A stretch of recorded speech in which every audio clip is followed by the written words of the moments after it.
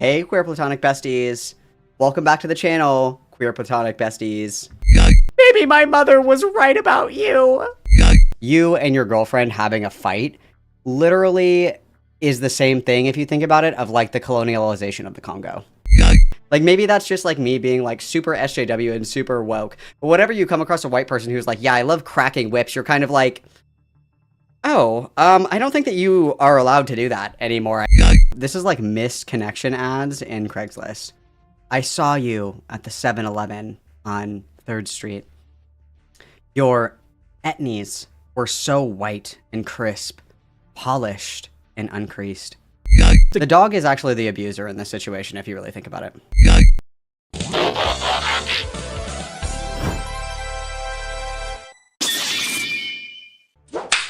Okay, so let's check this out. So this is what we're watching today. Danky Jabu made a video on LEXITY. Woo! So that's super awesome.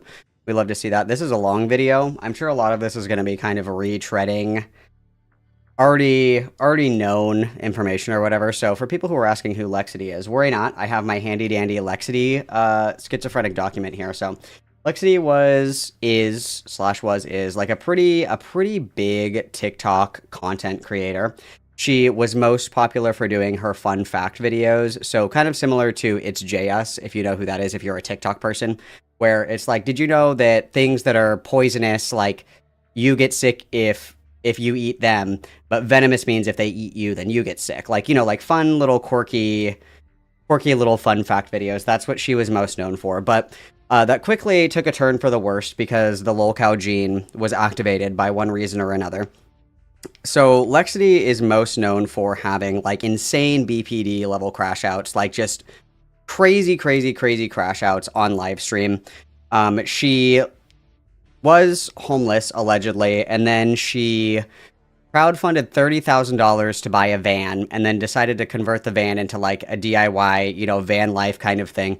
And she would convert this on live stream where she was not using like PPE, she was not using the correct tools, and then she was using like asbestos insulation for the van without any kind of protective gear. So obviously everybody freaked the fuck over that. And her response to that was, you can buy me the tools if you want so bad because I'm a dommy mommy. I don't like being told what to do. So that's kind of where we're coming from. Okay, that's kind of where we're coming from on this.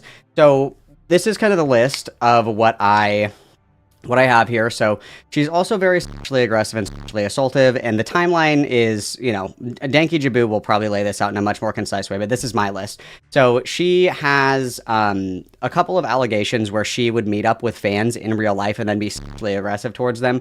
There was one person that she met up with who claimed that she like groped her inappropriately. Another person, LEXITY stayed with this person for a few days, and LEXITY became very physically aggressive, posturing, spitting, yelling, screaming, that kind of thing. LEXITY is also a quote-unquote recovering alcoholic, but somehow continually drinks.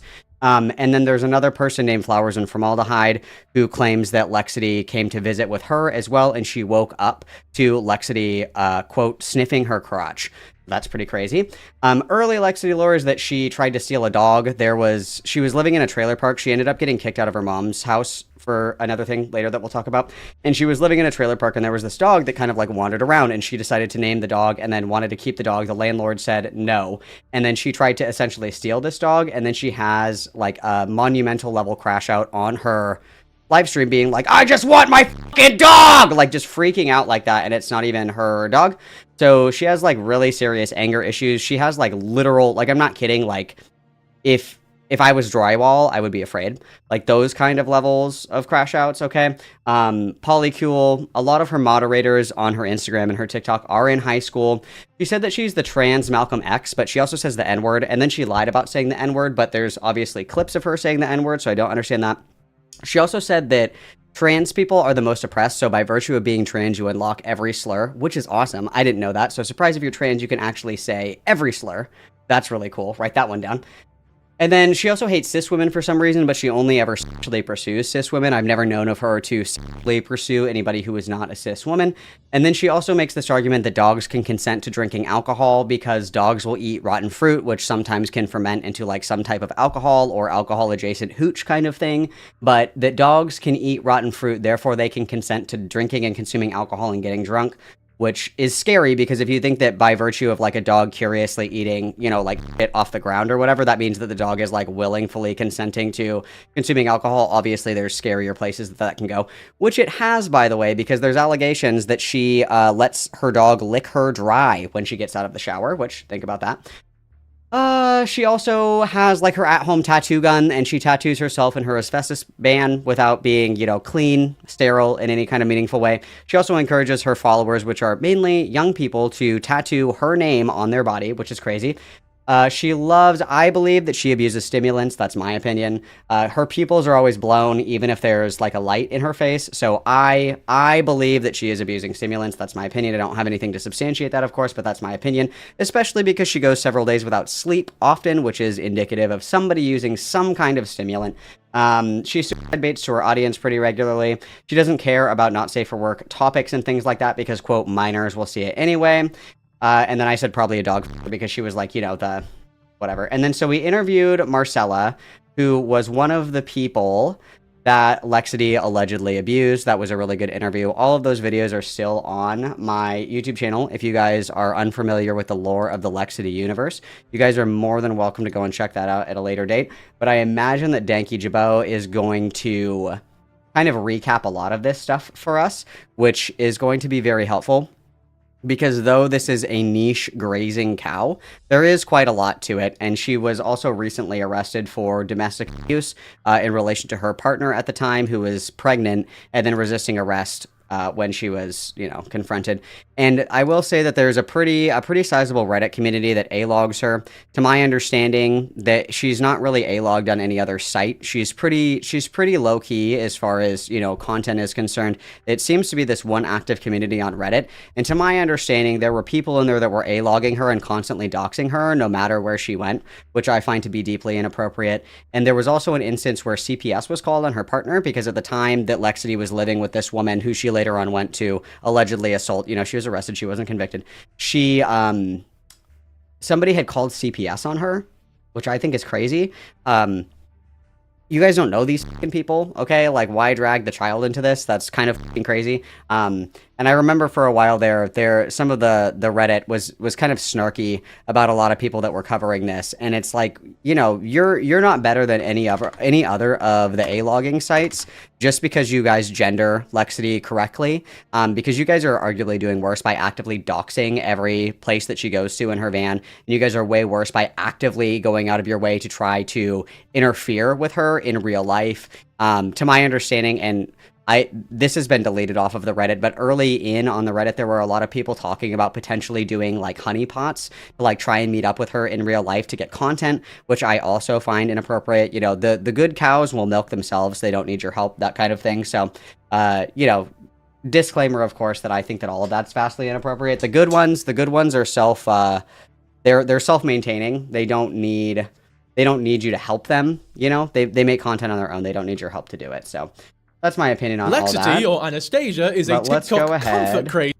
Let's go ahead and lock in and see what Danky Jabot has to say on all of this, shall we? Let's speed this up. Anastasia is a TikTok comfort creator, which I say in heavy quotation marks because the longer this person has been on the internet for, the less comfortable they've become. There are a whole host of victims under this person's name. They are undeniably abusive and just recently got done for hitting a pregnant woman. So yeah, certainly an interesting individual, and I will be covering everything regarding this person. Oh, hang on. Let me change to my trans on trans gif. Hang on. My bad. I have the wrong one up. Where's my gifs? I need trans on trans violence. Okay, sorry. There we go.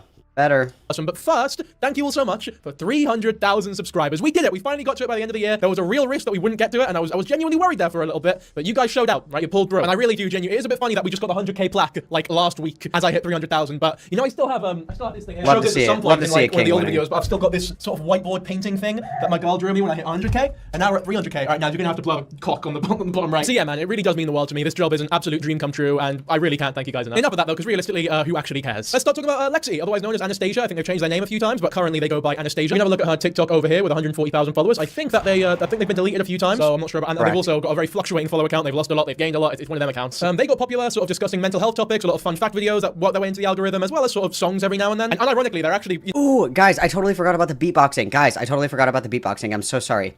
I'm so sorry. Slay. Oh my god. Slay.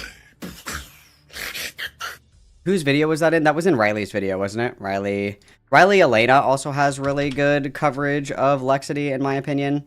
Riley Elena, let me go to her YouTube channel really quick. Right here. This person does really good LEXITY coverage. This person right here, Riley Elena. Really good. Highly recommend, highly recommend. Okay, where's the beatboxing part of this? I think it's... She is also very into beatboxing, as a lot of her early TikTok content especially focuses on her beatboxing skills. Now, I don't know anything about the standards of beatboxing. However, I will say, as an amateur, some of this is pretty intense. Oh my god, slay. Oh my god, slay. Oh my god, slay. Oh my god, oh my god, oh my god, slay.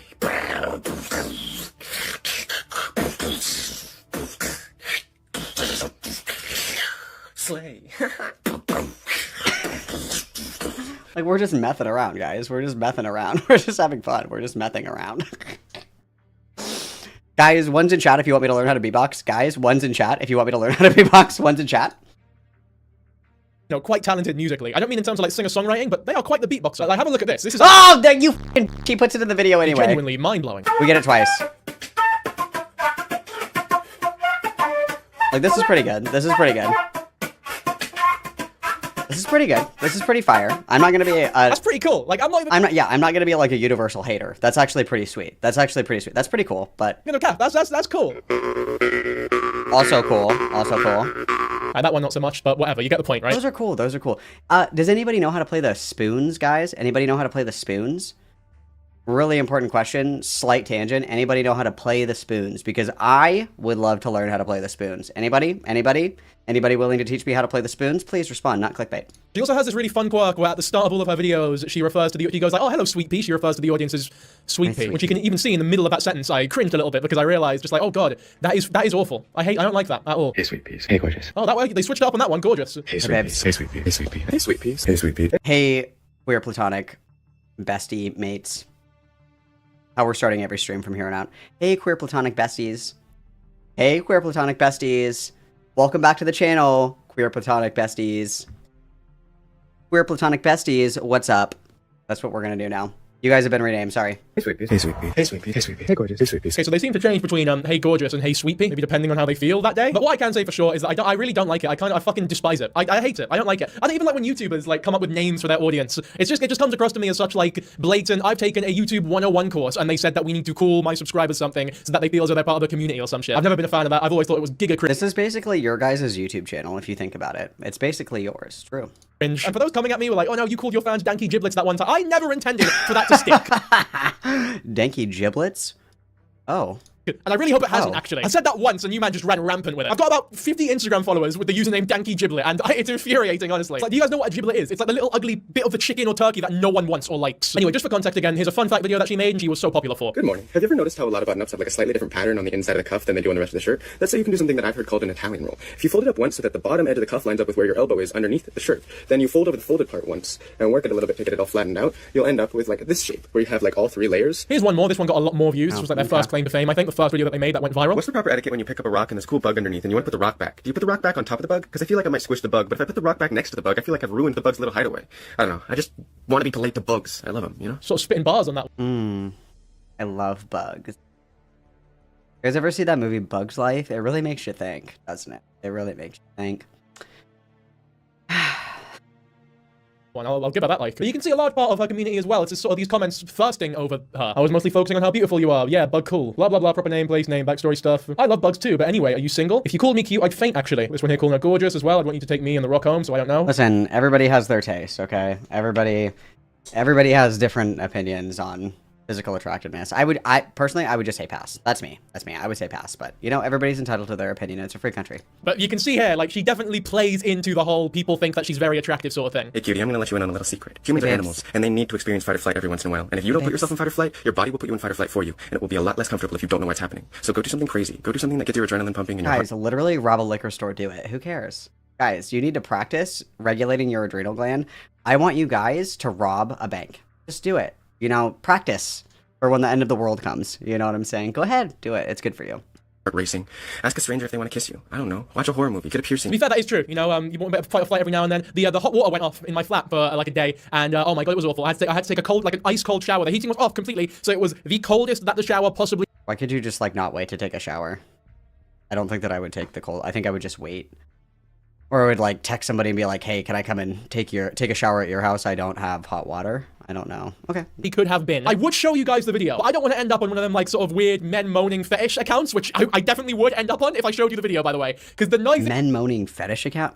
is extruding from my body are not ones that I'm comfortable being public, to put it lightly. This video would need to hit like 40,000 likes before I even started to think about it. But yeah, man, I feel as though like this sort of first thing that a lot of people have exhibited over her has definitely played into her ego and sort of allowed her to think that that she has the ability to get away with the things that we will later talk about her doing, because she is like unbelievably entitled and unhinged, as you'll soon see. Anyway, before we go into that, we'll have a look at more of the like relationship type content that she's been making. These are important to remember later because she breaks pretty much all of these rules that she sets out, and also there's a lot of them that have specifically been set out very obviously so that she can like use them to defend herself if need be. You'll know what I mean. I'll show you the videos now and you'll see what I mean. I'm going to tell you about some more red flags that you should definitely avoid in a relationship. If they can't lose to you graciously, like let you know more about something or lose to you in a game without getting upset, well, you should avoid that person. Because maybe that person is just using you as a prop to make themselves feel superior. And you don't want to find yourself in that position. Dude, if we're playing Monopoly, I'm winning, and that's the end of the conversation. Okay?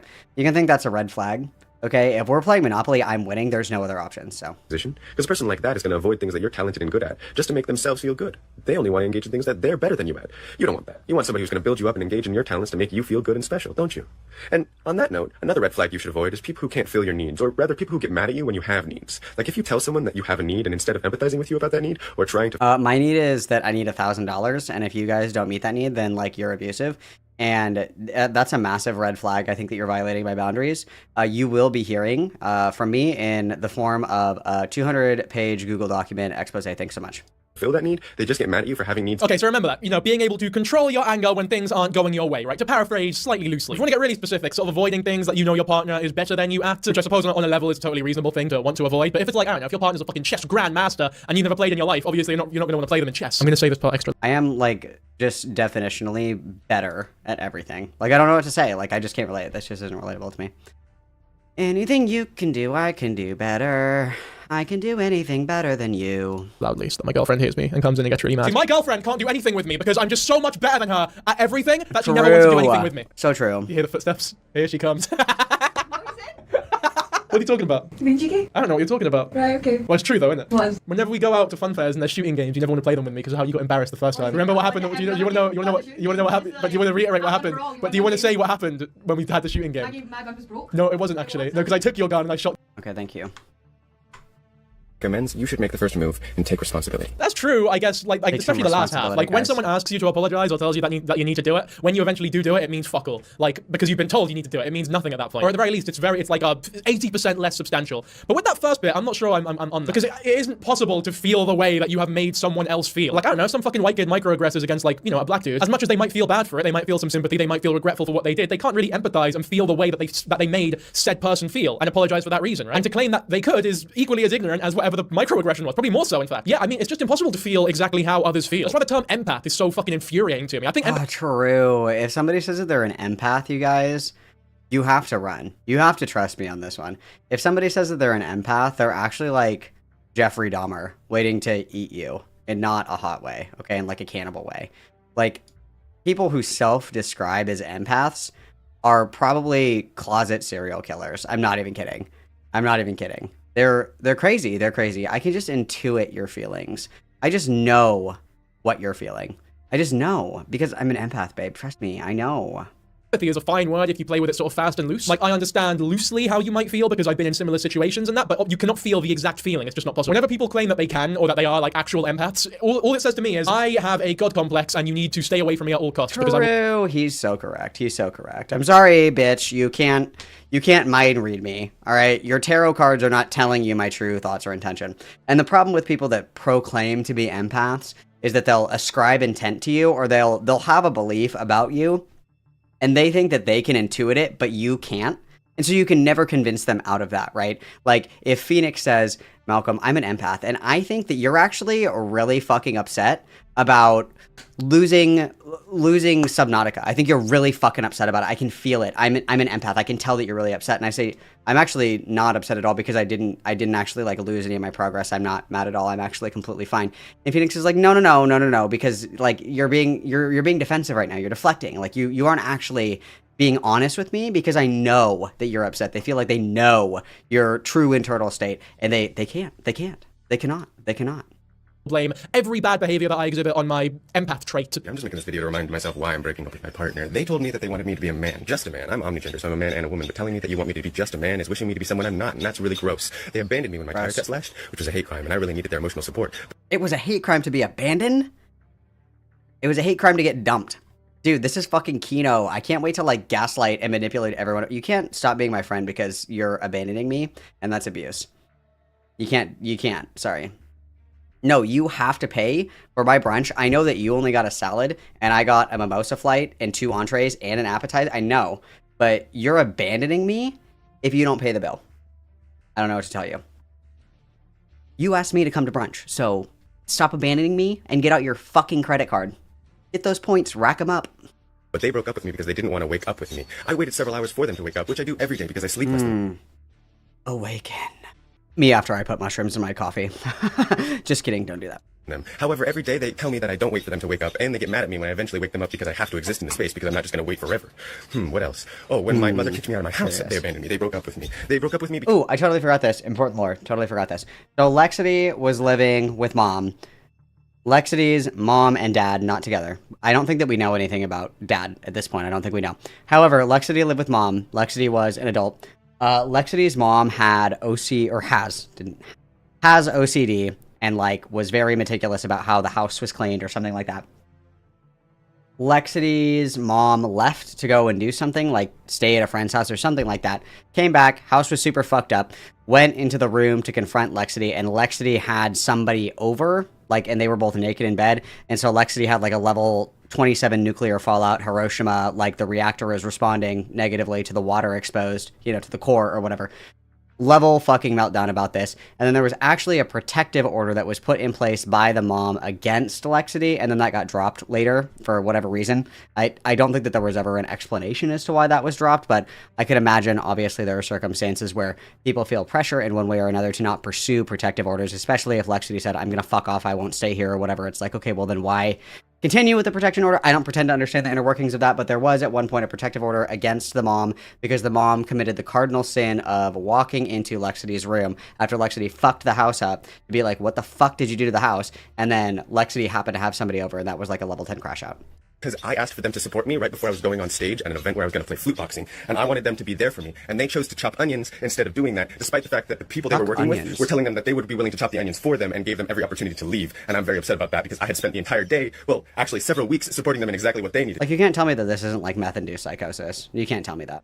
To do. They broke up with me for, like, my mom kicking me out of my house, and then when their dog died, well, their dog died several days before that, actually. Well, what the dog doing? What was going on? Her dog died several days before that, but they called me and were like, oh, so you just don't even care about it? You're just going to ignore me? And they bullied me into helping them through their loss, while simultaneously giving me no emotional support. I can't believe that I was gaslit, abused, and raped because somebody wanted support because their pet died. That's crazy. That's insane. Through my problems, because they're incredibly selfish and manipulative, and I should never get back together with them. And this is me telling you and myself. Okay, this is important as well because this is the start of an ongoing trend that will never end with this person. She has a habit of going over stories and retelling them in ways where she has never done anything wrong whatsoever, and the other party is completely guilty, which will be important later because she herself says that, like, stating things and explaining things like that is a huge red flag when one of her victims comes out and says similar things. Not even. That's literally like, that's how I look at my life. That's how I look at every relationship and engagement that I've ever had. If you hurt my feelings or do something that I don't like, you're actually ontologically evil and you're possessed by a demon and you're trying to kill me. And so anything I do is just self-defense, right? Like, you beat me at Call of Duty Warzone. You must want me to be killed and abandoned in a field somewhere, like chained to a post and kicked like a beat dog. Therefore, I'm going to blow your shit up because, yeah, you're ontologically evil because you beat me at Call of Duty Warzone. Write that down. Actually, she was a lot more charitable now that I think about it, but we'll get onto that later, don't you worry. In terms of the ex that we're talking about here, though, yeah, maybe they were an asshole, who fucking knows. We don't know much about this ex. There is a partner that we do know a little bit about, that we learn a little bit about, one that she visits regularly in, like, the caravan, I think, that she lives in. So I can't remember who it was. It might have been Riley. I don't remember who it was, but somebody, there was either, I remember seeing a video clip of, or somebody interviewed the ex. I don't know if it was the same one. It was the one about the dog. I remember, I'm having, like, vague recollections of this. Somebody mind melt with me. It was like an ex, she had on like glasses and like it looked like a knit beanie. It was gray, terrible lighting, like on a phone, and it was talking about the dog thing, where she was like, I tried to tell, you know, LEXITY that it wasn't that big of a deal, like we could not take the dog even if the landlord said it was fine or whatever. Like, we could not take the dog. Like, the dog belonged to somebody else or whatever. Somebody mind melt with me. I can't remember if that was, like, a video that I saw, like a video that that person posted, or if there was an interview. I think it might have been in Riley's video. I can't remember. But there was an ex at one point that talked about the dog situation, because obviously that's crazy. Obviously, like, stealing a fucking dog is insane. That's crazy. Like, you just see a dog and you're like, this is mine now, even though the dog has, like, a collar and an owner.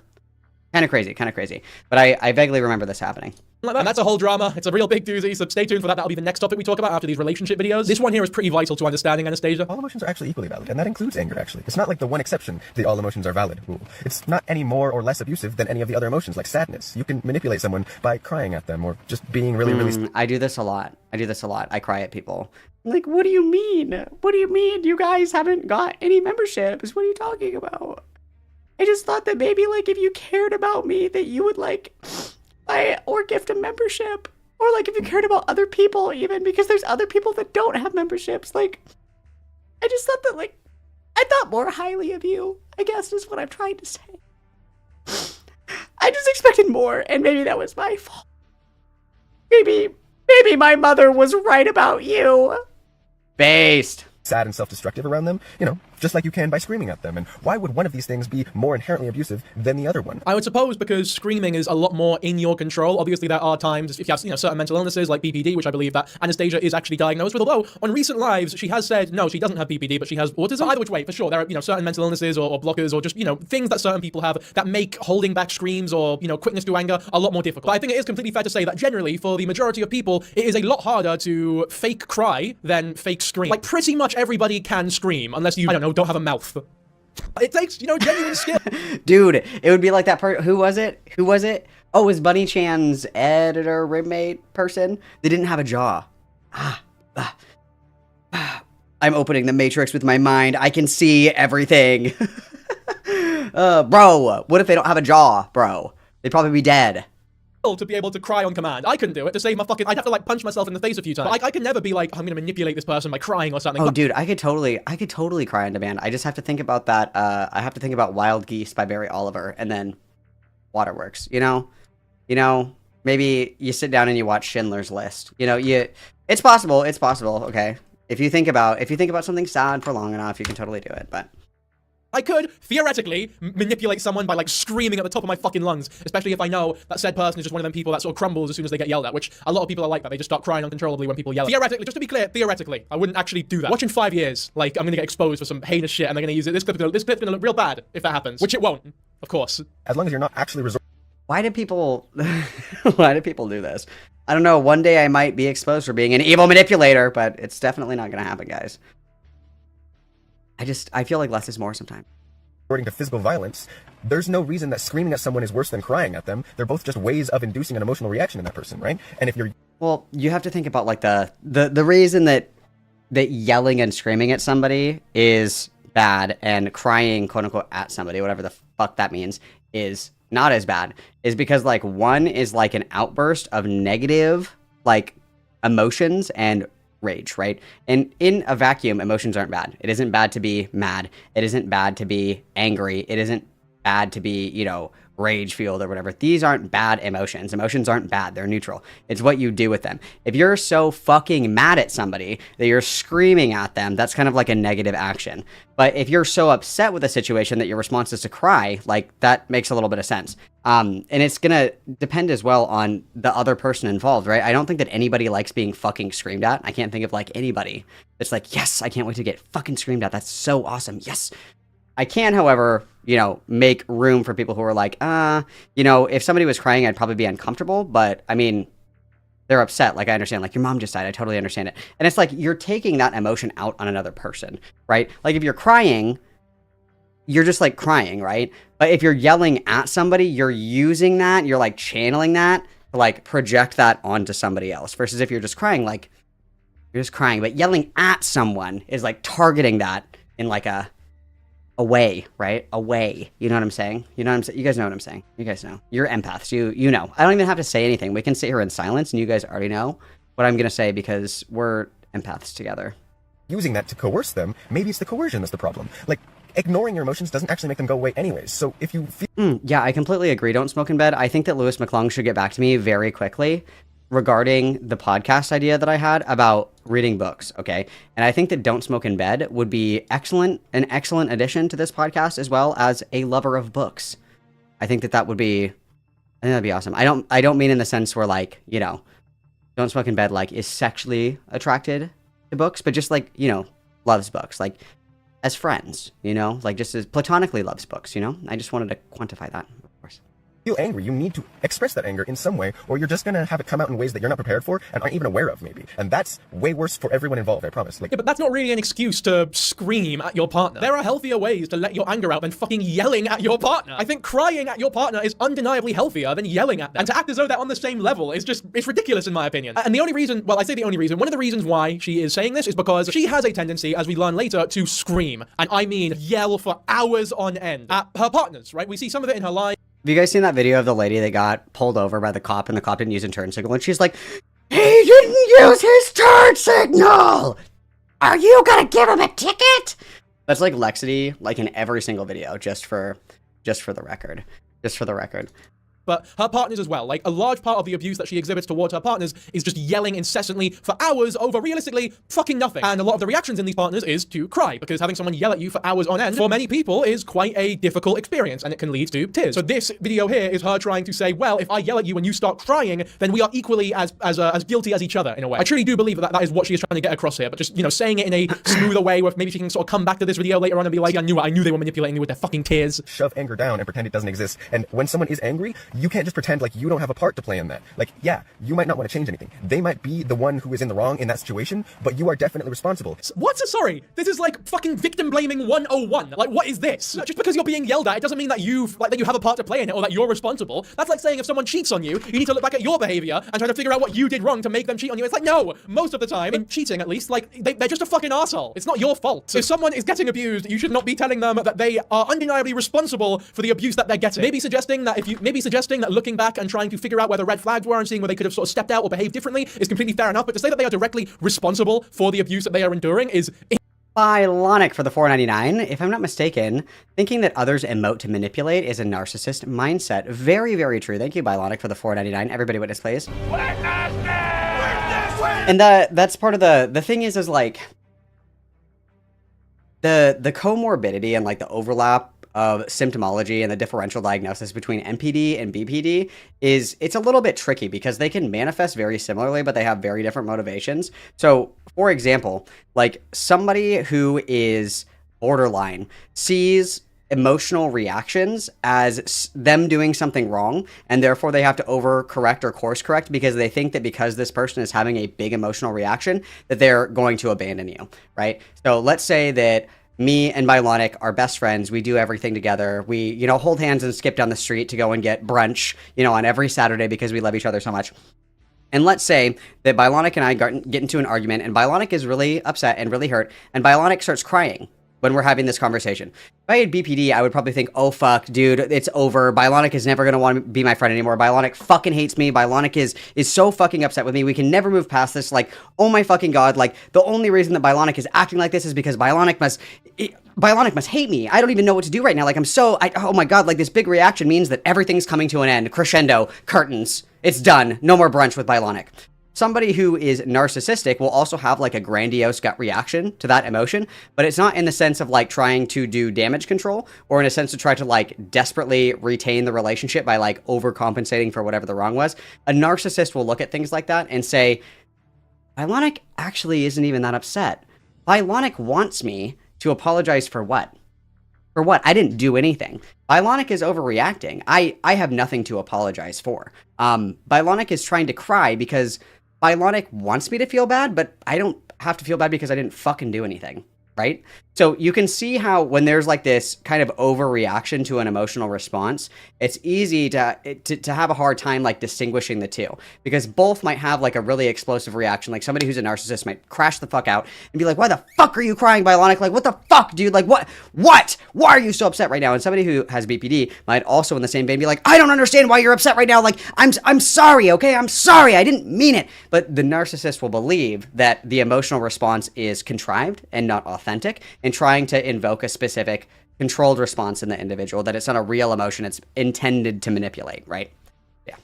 Insane, especially for someone who talks about relationships and that for a fucking living, it seems. Like, they make so many of these, and they come across, well, they try to come across as like such a soft-hearted expert about it, but like, fuck me. What is this rhetoric that is being parroted here? When someone is crying because of you, like, yeah, they might be unreasonable and they might be manipulating you, but you still are responsible on some level for them crying. And if you care about that relationship, you need to address that responsibility, right? You ignoring someone being mad at you or ignoring someone being sad at you is you choosing to give up on that relationship. But what if the reason is so unbelievably petty that it does not even constitute like a level of responsibility? Like, I don't know, let's say you're in the house with your man and you drop a glass cup. The glass cup is like £2. It's not a big loss at all. It's just a couple minutes to clean up and you're fine and down. Quid? I hate British. Man, but like either quid? gender could be equally as. What the fuck is a quid?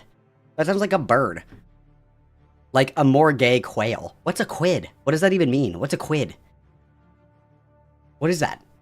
British people. Guilty of this, it doesn't really matter, right? Let's say your partner, after you dropping said glass, fucking yells at you for hours on end, like just incessant yelling, calling you the worst things in the fucking book. It's like, yeah, I suppose that there is a reason for them to be shouting. I suppose you have done something that in some sick and twisted way makes you responsible for their shouting. But like, if we're really being honest about this and looking at it in good faith, it's not your fucking fault, and they're the ones being unreasonable here. You are not to blame. In any healthy relationship, any healthy or decent person would go, maybe be angry for like a split second, control themselves, realize, oh wait, this is nothing. Don't worry about it. Especially if you love that person, it's like, what the fuck is a couple minutes of cleanup and $2? Is a British pound? What the fuck is a pound? What is a pound? Nothing. I think for most people, there wouldn't even be that little spurt of anger at the beginning. Definitely not with me. It'd be like, my £1 sterling. That, cool. You're fucking speaking gibberish to me. I don't know what that means. How much money, how much real money is that? How much real money is that? It's fuck all, it means nothing. This video is actually worrying though, because like, it feels to me as though she has been that person on the end of the abuser who has been yelling at someone, right? And she's making this video as like cope, to be like, well look, if you're being yelled at, it is your fault. Like, I mean, you did drop the glass. Like, you shouldn't have been so careless. Obviously, yeah, he shouldn't be yelling at you, but there is reason for him to do so. I don't know, man. Maybe there's some sort of point being made here that I don't understand, but it sounds pretty fucking crazy to me. Like, I do believe this is dangerous rhetoric for a supposed relationship TikToker to be spreading. That is what you were doing. That is what you were doing. You need to either address those emotions or give up on the relationship. There's not really another choice. And there's no reason to say that anger's more abusive or less okay than sadness, right? Does that make sense? I really hope that does make sense. Like, you know, you need to feel angry too. Like, it will protect you. When things are you need to be angry, and you need to stand up for yourself, and there's like shame or just like social pressures in the way, anger is the thing that will push you past those barriers. Anger is the thing that will protect you. I promise you, you need to feel it sometimes. And I genuinely believe this pressure towards discouraging anger is oftentimes just a mechanism of allowing oppressors to oppress people, because if you're not angry, how are you gonna fucking... I also, this is like my favorite thing that a lot of people do, is where they try to put every interpersonal like conflict or whatever into like the prism of fucking like structural oppression. Like, you and your girlfriend having a fight literally is the same thing, if you think about it, of like the colonialization of the Congo. If you think about it, like, your wife not taking out the garbage is actually like kind of scarily akin to the genocide in Gaza. Like, if you think about it, like, I think that's so fucking annoying. Like, why can't you just talk about what's happening? Why are we doing this in particular? Like, I don't know. Really, if you think about it, the argument that we're having right now has very strong parallels to the disappearance of the Roanoke colony. If you think about it, you know, it's systemic oppression, really, is what's happening right now. That's what's happening right now. can fight your oppressors. How are you going to change the world if you're not fucking angry? Dude, your partner is your oppressor, and you should fight them based. About how fucked up it is right now. You should be angry. Fucking really unnerving video, especially near to the end of that point. It's like anger in a community or in like a marginalized people is totally different to anger in a one-on-one relationship. But in all aspects of life, anger is like a fire. You can either heat your house up or burn your house down. Like, you need to be able to control that shit. You can't just be fucking yelling at people willy-nilly. When you can control it though, and when it is like a healthy amount of anger, then yeah, it can be a decent tool to sort of propel your life forwards or, you know, achieve your ambitions maybe. You just can't let it take you over. It's a, you know, it's a fireplace. Or you could maybe describe it as a potent spice, like cumin. A bit of cumin just makes the full madame. It's the best. Of course, the British person picks cumin as like the spicy spice, not habanero. Not habanero, not any other. Cumin. That's the spice. You guys, my Anglophobia, guys, my Anglophobic altar is about to front. Help! Dip in the water with a bit of cumin, but too much, fucking horror. It's like anger. That don't let it spoil the dish. Let it make it. Don't let it burn your house down. Let it heat it on a cold winter's day. Hey, sweet pea. So one of the hardest parts of letting go of my ex is that I know that they're going to build up this story in their head about how terrible of a person I am and how I was the. We're priming. I love this. You guys are probably going to hear something about my bitch ex-wife, but it's certainly not true because she's an evil bitch and she just makes stuff up. So if you see anything about my evil bitch ex-wife saying anything negative about me, like, she's just really upset about the way that the relationship ended. So, and I really didn't do anything. So, just so you guys are aware. Cause of all the problems in our relationship, and I don't know, when I spent so much time and effort trying to help them grow, and I really do think that their main problem is that they never examine how they're the cause of the problems in their life. You know, they always put it on something or someone else instead of examining what they did to cause their problems. But now they're going to turn Shut up, Glenn. I'm dyslexic. Shut up. around and turn me into the bad guy, you know, shirk responsibility once again, and that really hurts, because like as much as it hurts to lose them and have them not support me, it hurts even more to feel like a failure again. I want to hear the partner's perspective on all of this, to be honest with you. Like when you're talking about how the partner is not going to accept responsibility and shift blame onto you, and then also say that you deserve to be held responsible if you're getting fucking abused. It's like, it doesn't paint the prettiest picture in my opinion. I'm not making any accusations here regarding this relationship. The future ones, absolutely, but we have, you know, evidence of those ones. This one here is just a picture that looks a little bit shit. So they've dropped a bucket of brown paint on it. I feel like I've spent my entire life trying to help the people around me grow and accept how they've been part of the damage around them. I've put in so much work. I haven't taken a day off since 2001, you guys, since 2001. I haven't taken a day off, and what do I get in return? What do I get in return? This is what I get in return, you guys. After all the hard work, the tireless nights, staying up. Oh, terrible. Like, they've been part of the problem, even the majority of the problem some of the time, or maybe even a lot of the time. I don't know. I'm not one to judge that necessarily. I know I could be better. I could always be better. But I really just don't like it when people demonize me to make themselves sit in this little stasis bubble where they don't have to grow at all and examine what they did to cause the problems in their life. Just, it makes me so sad. It's very sad. Yeah, this really will not age well when you guys come to learn what kind of person Anastasia is. Hey, sweet pea. So neither arguments nor criticism are inherently bad, and in fact, both of them are necessary parts of healthy relationships. You can't really assert your needs without arguing some of the time and criticizing some things. Like, an argument is just a disagreement that you have to come to some sort of conclusion about, some sort of compromise. If you dislike avocados, I like avocados, so we disagree about that. But that's fine. We can coexist perfectly fine, having different opinions about how delicious avocados are. But if we have to plan a dinner and have to decide if we're going to get avocados at the store, we need to come to some sort of conclusion. We need to have an argument about whether or not we're going to get avocados. So I feel like this one's not too bad in terms of advice, but I also feel as though it's the most obvious fucking thing in the world. Like, anytime she actually tries to talk about something with like a slight bit of nuance, it's just insanely dangerous in my opinion. But this bit of advice here, it's like, well, fucking yes. Do people think that everyone in relationships just agree with each other 100% of the time? Those relationships usually aren't the ones that last. Well, and then it's like, everybody is gonna hurt you, but it's worth finding the one worth suffering for. Like, there's a difference between arguing, like, over stuff or whatever, and then just, like, fucking screaming at your partner when over something that, like, really isn't that important. Or even if it is important, why is that your conflict resolution skill? Is, like, screaming at the top of your fucking lungs? Like, yeah, I understand, obviously. I think everybody's had an argument over something they care about where they're very passionate, and maybe you raise your voice or you yell or whatever, but, like, screaming at your partner is, like, that's a little bit different, right? Like, everybody has natural, like, breaking points or whatever where they're gonna get loud or get upset or get defensive or whatever. But that's different than, like, having an argument, and every time you have an argument, you're like, and then another thing, you fucking lying whore! It's like, we need to relax a little bit. We need to relax. We need to take a little break, Girly Pop. Actually, because it means that they're not being honest with each other. There's no way you can agree all the time. Anyone who's been alive for more than 2 days knows that. Here's another one that I feel as though is a little worrying. Hey, sweet pea. So sometimes when I tell people I need a romantic relationship in order to feel fulfilled, they go, oh my gosh, you shouldn't need a romantic relationship. You should just want that. You should work on yourself until you don't need people anymore. But the reality is, a romantic relationship is like the main thing I want in life. You know, I want to find someone who's willing to spend their life with me so I can share my entire life with them, and they can share their entire life with me. That's my main goal in life. So if I don't find the main thing I'm looking for, I'm not exactly going to feel fulfilled in life, am I? You know, does that make sense? And no, I'm not jumping in. You shouldn't, like, there's nothing wrong with wanting relationships or, like, desiring interpersonal relationships, but the advice, like, the general advice that you should be comfortable with who you are alone is generally good advice, because people Unlike, like, everything is replaceable is the wrong word, but like everything, nothing is permanent, everything is temporary. The blanket that you love and you go to bed with every single night is going to fray and decay over time to the point where you can't sleep with it anymore. The person that you love and trust and want to do everything with in your life is a human being and also has complex needs and wants and all this other shit, right? Like, you may grow apart from that person. That person may die. You know, that person may fall terminally ill. Like, things like that, right? You should never put, like, your emotional well-being in things and objects. You should always want to do that for yourself, right? You should always want to do that for yourself. Love Yourself by Ruby.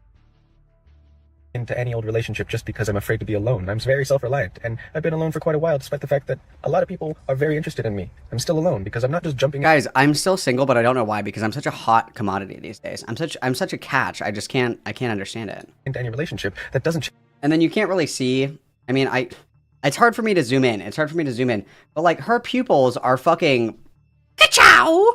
They're like, you know, wah! That's her pupils right now. Like, her pupils are absolutely fucking blasted. Fucking blasted, bro. And what does that? Stimulants. I'm using stimulants. Change the fact that I will never feel fulfilled unless I get the main thing I'm looking for, which happens to be a committed, loving, healthy, romantic relationship. And it's weird that you keep projecting that that's an unhealthy thing for me to want. I guess it depends on the definition of need. Like, if you need a romantic relationship because you cannot pay your bills and you want a partner to sort of help you out with that, then yeah, it's not healthy, because you are a lot more likely to just sort of jump in a relationship with any old arsehole who has money. But if your definition of need is like, I'm completely self-sustaining, I have everything that I possibly could need to live a comfortable life, I just yearn for that sort of connection to be able to share my life with someone else, that's different, I feel. But either way, it's bullshit. Like, this is the type of person who will just jump into a relationship with any old fucker. Her first victim, which we'll talk about later on in this video, was someone who they met on Instagram comments. She wanted a hug in a TikTok video, and someone responded being like, I can give you a hug, and then they met, and she got very angry because said person did not want to be in a relationship with her. So if that's all it takes to, you know, start a relationship with this lassie, then I don't really know what else constitutes jumping into relationships without, you know, thinking about it too much. Hey gorgeous, so this is me letting you know that I appreciate it when you view me in a sexual way. I'm a sexual creature, and when you appreciate my body, I love that. So long as you can see. I'm uncomfortable with the energy that we've created in the studio this afternoon, guys. I don't like. See me as a human outside of any sexual desirability I may or may not have. You absolutely have my permission to fantasize about me. You beautiful creature. Go have fun, yeah? Kittens, you you totally have my permission to Kim your possible to me.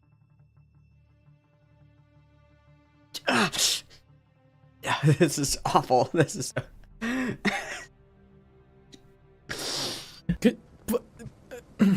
same girl. Same. Could you fucking imagine if I made a video like this? I think I would lose 500,000 subscribers, and I'm only at 300. I would be the first channel to have negative subscribers. So this great video here, by the way. I love you. Consent is hot. Bear that in mind, by the way. Consent being hot later on in the video. Bear that in mind. Okay, now, here's where the real sort of drama starts, right? It starts with her getting kicked out of her mother's house, which leads to her being homeless and sort of going from homeless to moving in with her partner in a caravan or something. It all makes sense when we get into it, but first, let's go over the details of why she was kicked out of said house. I used to live with her, or I did up until today, but today she kicked me out because the house was too messy for her, and she has OCD that she's been ignoring for years, so any amount Okay, this is the bomb. This is the bomb. Is too messy for her. Any history of people living there within recent memory is too messy for her, and I, you know, live in the house. Not to mention... For all my old people in chat, does anybody remember when Riley Grace Rashong tried to argue that somebody, like, fantasizing about you is a deontological violation of your consent and, like, a morally condemnable action? Does anybody remember? Anybody? Anybody? Good times. We were a little sad about our dog dying, so I got a little depressed and maybe didn't clean as much as I should have. Just to be clear, she was gone for like 4 or 5 months and came back entitled with a vengeance, like, this is my fucking house, and if you dare exist in it, I'ma fucking be a bitch about it. So my mother broke into my room to yell at me at 10 in the morning before I had woken up. And I'm a 25-year-old, I'm sexually active, there was a person in my bed at the time, and yet she still broke into my room. Dude, fucking at your mom's house is crazy work. Fucking at your mom's house, that's crazy work, dude. First of all, at 25, time to leave the nest, okay? It's time. It's time to move on to bigger and better things, okay? We're a little too old to be living with mom, I think, okay? Second of all, fucking in mom's house, crazy work, dude. Crazy work. Like, again, does nobody have anxiety anymore? Am I the only person alive that has anxiety? Me? I feel... Wouldn't dream of it. I would be mortified. Ugh. to yell at me, so I was, needless to say, very, very upset, and I screamed at her to get out of my room, which is very reasonable under the circumstances, frankly, and I screamed at her until she got out of my room. She then immediately called the cops and said that I made her fear for her life. Okay, first of all, why is she telling the story? She always does this, actually. She talks as though she's constantly reading a slam poem. Like, you're sat there like, oh, what's the rhyme gonna be? But there's never any rhyme. It's like she's just sort of... Yeah, her cadence, somebody said it I think it was one of the first times that we watched LEXITY. Somebody mind melted with me. It's like Johnny Depp's Willy Wonka. Like, that's how she talks. That's her cadence. It's very interesting. Is it not? It's very interesting. Her inflections, the way that she speaks, very interesting. Of speaking in prose, but poetic prose. In terms of this story in particular, I mean, if everything is as she says, then it's not exactly ideal, I suppose, but I highly doubt that everything is exactly as she is saying. You know, there are a lot of videos that we'll look at after this where she sort of retells. You know, she has a habit of sort of contradicting herself, which you will see in this video, and making things up and, you know, telling stories differently every time that she tells them in a way that sounds more convenient to her in that moment in time. So this one in particular, it's like she's sort of phrasing the mess as though it's not that really big a deal. It's whatever, right? But at the end of the day, you know, it is your mum's house, it is her house, and if the mess is fucking unbearable, then you are a 25-year-old and you should find your own place. Obviously, if the mess genuinely was like completely fine and there wasn't really anything going on, then kicking you out is a little scum, you know, from your mother for sure. I'm not really going to say anything decisive in terms of that whole thing because I don't know, but you know, by the end of this whole series of events, I hope that you sort of understand Anastasia the same way that I do, which is extremely untrustworthy, and it brings a lot of the stuff that she says about anything into question, especially when other people are the villains in her story, because every time she has done that I can tell, she has been the actual villain, which is a trend, by the way, in anyone that tells stories where they're never the villain. Like, if everyone in your life is the villain, is the person who is doing wrong, and the only common denominator in all those stories... Dude, true. This is so crazy. Somebody who's like very wise and handsome and like really smart and actually super funny, you guys will never believe it, and very tall as well, mind you, often says, like, if everywhere that you go smells like shit, check your shoes, right? Like, if everybody else is always wrong and you're never wrong, there's a reason. If there's a reason that everybody has a negative perception of you everywhere that you go, that's probably like kind of your fucking problem, right? Like, if everywhere that I go, everybody's like, oh, here's Malcolm, the guy that smells like dog shit. What's up, dog shit, Malcolm? It's stinky dog shit, oh my god. If that happens to be every single fucking place I go, I think it's time for me to maybe like look and see if I stepped in dog shit, because maybe, you know, if everybody, and obviously like appeal to consensus, you know, everybody else thinks this, I should think that too. That's different. The direct comparison here is that if every single person that you engage with seems to be this evil person that's out to ruin your fucking life and kill you and destroy your world, if every single person that you encounter is that, it's time to maybe look inward a little bit, okay? If everybody has this perception of you, you need to evaluate if that's something that you give a fuck about. If it's something that you give a fuck about, which obviously we do because we make endless amounts of fucking TikTok reels about it, we decide whether we care or not, and then we change accordingly, right? Like, it's so crazy. Again, I will once again recommend the book Insight by Tasha Eurek. It's an incredible book. It's so good. It's so wonderful. It's so helpful, okay? It's the idea that we are our own person, and sometimes we get stuck in our own heads, okay? We answer questions in ways that are not congruent with reality because we have our own unique perception of events.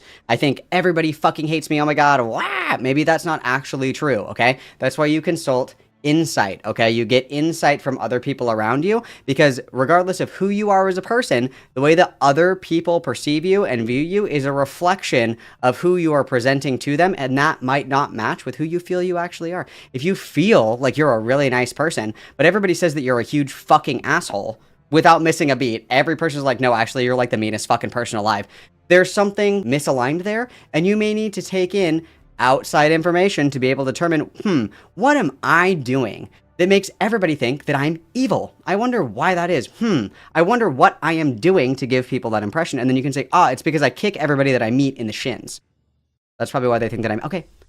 I don't want people to think that I'm mean because I think I'm a nice person. And in order to meet that expectation that others have of me, I'm going to stop kicking people in the fucking shins every time that I see them. Very simple, very simple. Okay, write that down. Really important. Is that you are involved with all those people. Maybe, just maybe, you are the one constant here that is doing wrong. Not to say that they're all completely innocent, but neither are you. I mean, it's like you say, to be fair, clearly you are responsible for being kicked out. So look within yourself and see what you've done wrong for your mum to flip out on you and kick you out like that. See how it doesn't really work? Because I'd be willing to bet anything that you would say that you're not responsible for getting kicked out or whatever. I think you'd say that it's all on her. Which is ridiculous, frankly, unless you need to be in my room to live. I don't think I made you fear for your life. And frankly, if you break into my space... Dude, it's true. I actually live with Ted Bundy, but his room is over there. So it's fine. He's in his room. I'm over here. We're safe. We're good. There's no harm. There's no harm. There's no threat of harm. His space, my space. He kills bitches over there. I tell silly little jokes over here. Totally fine. Pure equilibrium. Nothing wrong in the universe. Completely true. Based. I don't feel bad about making you fear for your life. You know what happens when you corner an animal? Any animal. Yeah, like, I don't feel bad about protecting myself. Nor have I ever. You don't feel bad for making your mum fear for her life when she went into a room of her house. Like, yeah, the same way that a mother probably shouldn't kick out their kid even if they are 25 years old for seemingly no reason, a daughter also probably shouldn't feel fucking glee when their mum is fearing for their life at the hands of them. Have I ever? I actually have diagnosed CPTSD because my father was abusive. So people breaking into a space that I consider mine is not something that you can do without me going into a fucking fury, which she knows because she's my mother and she's been around me for years. So Really important question, and I don't know this. I don't know. I feel like, and please don't take this the wrong way, okay? I feel like I'm one of the only LEXITY historians. Like, I would consider Riley, Rigby, and myself to be a LEXITY historian. She's very niche. She is a very niche cow, okay? I don't know if she ever paid rent when she was living with her mom, because that would change my opinion of this, because I would say, like, yes, you have a right to your own space if you're paying rent somewhere, but if you're fucking freeloading, dude, then fuck off, okay? If you're freeloading somewhere, that's basically not even your space. You're a guest, okay? Like, if you stay the night at somebody's house and you stay in, like, their office or something and they need to get into their office to get something and you're like, oh, my private house! Like, you're a guest, okay? Like, that's their space, okay? They can do whatever the fuck they want to in their spaces or whatever. Like, within reason, obviously. I'm not saying, like, kill bitches in your apartment or whatever, but you know what I mean? Like, if we're paying rent, obviously, I think that would come with an expectation of a little bit more privacy and a little bit more independence. But if we're like fucking freeloading, it's like, okay, I don't care, get good. Like, get your fucking money up. I don't know what to say, right? either she's intentionally ignoring my PTSD triggers, or she's so stupid that she refuses to understand that going into the room of a sexually active 25-year-old isn't okay. And neither of those things are cool. The thing that is the worst about this is that nobody believes me when I tell them that my mother is abusive and manipulative, right? They always doubt me. They always think that I'm the one being ridiculous. Like, they always believe me if I say my dad's abusive, but if I say my mom's abusive, they go, oh, you're just being ridiculous. And it took me so much longer to understand that she was being abusive because so many people were just minimizing my thoughts because they perceived me as AMAP for a long time, being mad at my mom, and now just because they perceive me being mad at my mom, and mom can't do anything bad, they're moms, they're amazing heroes. Like, fuck no, they're evil bastards. And then this is like the other thing that a lot of actually insane people do is they always categorize people as like good or bad, like by virtue of what they are. Like, oh, well, obviously, like, I'm trans, so therefore I'm always evil, like, all the fucking time. And it's like, sure, like, there are like certain individuals that will always like code you as a bad person because you're trans or whatever the fuck, but that doesn't mean that that is like a true categorization that everybody has. Like, there are certainly people that hate all trans people. Those people certainly exist. But by saying, like, because I am trans, therefore I am hated by everybody by virtue of being trans, like, categorizing things like that is really fucking stupid. But yes, ACAB does include bedtimes and moms. I completely agree. A lot of the time. Just because she's a fucking white woman doesn't mean she's a good person. Not a white People seem to woman, think that I bro. need to be grateful for her for taking care of me, but the only reason she ever took care of me is if it gave her some sort of control over me, and if I denied her that control, she immediately stopped taking care of me. Like now. So no, I don't need to be grateful for her means of controlling me. No, I don't. I mean, that Bro, you're fucking 25 years old. Like, sorry, at some point, it's not your job's mom to, like, fucking take care of you. I don't know what to say. Like, that is life, I suppose?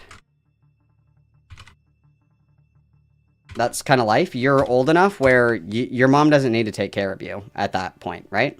all could be true in terms of, like, you know, the mother being abusive or whatever. Again, I'm not going to make any definitive statements there because I don't know what was going on in her life from childhood or, you know, up until 25, anything like that. For all I know, this mother could have absolutely been abusive, and if they were, then me sort of discounting this story as fake and, you know, a lie would be really rude. It'd be an arsehole thing for me to do because I'm sure their feelings here are totally valid, and I'm sure maybe their mum isn't the best of fucking people. Who knows, right? Totally. I will say, though, it is definitely worth questioning, like, how much responsibility is there on your mother to take care of you when you are 25 years old and still living under her roof rent-free? That's not to say that she should completely fucking disown you and stop, you know, like, almost as though you're not even there or you're not her daughter. But, you know, she can't coddle you the same way that she would when you were a child. And I don't know if this is controversial at all, but unless you're helping out in that household, unless you're cleaning up every now and then, unless you're helping out with the rent, you sort of have to follow her rules. Like, if you're not playing any part in maintaining that household as a 25, you're a grown adult now, then I don't think you can just go around completely disregarding everything she says and not paying any respect in terms of, like, the rules that she has set out for that. Obviously, that is, like, there's reason to that. Like, I don't mean to be unreasonable here. There is a limit to the rules that can be set by, you know, a decent person. And if she really is this abusive, manipulative arsehole, then none of what I'm saying really matters anyway, but it is just food for thought. Hey, check out this flail I made. So it's got 9 strands with 3 blood nuts on each strand, and then it has this much recipe to get down to 3. Guys, are you, like, so Coomer brained that at some point or another in your life you were like, boy, I can't wait to make, like, at-home DIY, like, BDSM whips and shit? Like, have you guys ever been so coom-brained? Ever been so coom-brained? Dude, come on, please, when we're making our own, like, BDSM sex toys at home, come on. 3 strands for a braid. Then it's wrapped around a hickory drumstick. It was a really fun to tie. I wanted to make something piratey. Piratey? Like, tying. Arr, matey. So this is Arr, matey. You like that, don't ye? Arr. Do you like me plank? I'm gonna fucking crow myself. is relatively near to the time where she got kicked out, and yeah, there's not really a huge mess there at all. Like, it's a tad messy, but not enough to kick your daughter out over. This one's a lot closer to her being kicked out. Yeah, a lot messier for sure. And if she is the one causing this mess purely and refusing to clean up after herself, and the mother is genuinely being, like, you know, completely clean, then yeah, you sort of need to grow the fuck up, and kicking you out isn't, you know, the most unreasonable thing in the world. Obviously, if what she claims is true and they were both contributing to the mess, then it's a different story. But if this is all her and she's refusing to fucking clean it, then yeah, you gotta get a grip. What is this video, by the way? Redone handle. Hey, sweet pea, check out this whip I made. Isn't it cool? This one's not for use on humans because it's Check out this whip that I made. Oh, what in the Black Panther shit is this? Oh my fucking god, I'm afraid! I'm afraid! Like, that activated my fight or flight. Like, could you imagine this bitch, like, chasing you down a dark alleyway with, like, a cat of nine tails? Holy shit. Dude. actually scary. Like hand wrap handle, barrel lanyard, 4-string braid, and then just 2 liters tied on at the end of that. People keep asking me to show them how I make these things, but the problem with that is that I have no idea what they're gonna look like until they're already done. Like, I just make them up. Oh my god! Dude, imagine like just casually like walking down the street and you glance over and you can see into somebody's like living room, like their window is open. You're not like being weird, you're just like walking your dog and you're like, oh, it looks like the Smiths are home, and then you see somebody in the living room like whoosh, and you're just like, do I call someone about this? Do I call somebody about this? What do I do about this? How do I continue on with my day when I just saw somebody doing like fucking medieval punishments in their fucking living room? I would crash the fuck out, dude. I would crash the fuck out, dude. Like, listen, I try not to be like super woke, okay, you guys? I try not to be super woke, but I will say that I think that one of the hobbies that white people should never, ever, ever do is like whip cracking. Like, maybe that's just like me being like super SJW and super woke. But whenever you come across a white person who's like, yeah, I love cracking whips, you're kind of like, oh, I don't think that you are allowed to do that anymore. I think that we're not allowed to do that anymore. I think that that's bad. I think that you should get like a different hobby. I think than collecting and cracking whips. I think that we don't really. That's like we're not allowed to do that one anymore, guys. We're all done with that one. You know what I mean? So I've been thinking about showing you guys some like not fundamentals so that you can make them up. But that's a little difficult because I don't really know what to show you. But at some point. Okay. I'm turning that video off because it feels motivated. I'm laughing because I'm uncomfortable. Racially. That has triggered some deep within, like, instilled emotion out of me that I've never felt before. I can't even lie, like, my stomach is dropped. Like, I genuinely feel as though, like, a distant ancestor has heard the fucking cracks of a whip by a white person and gone, Jesse, run! You need to fucking run! You guys think I'm being dramatic? This is like the plot of Jordan Peele's Get Out, true. Comedic purposes. I'm not even joking you. Like, fuck me. I'm in fight or flight mode. If you're a parent and your kids hate you, it is your fault entirely. Kids are pure empty vessels, and if you made them hate you, it's because you raised them so improperly. Okay, but have you considered, Your Honor, that the child has bad vibes?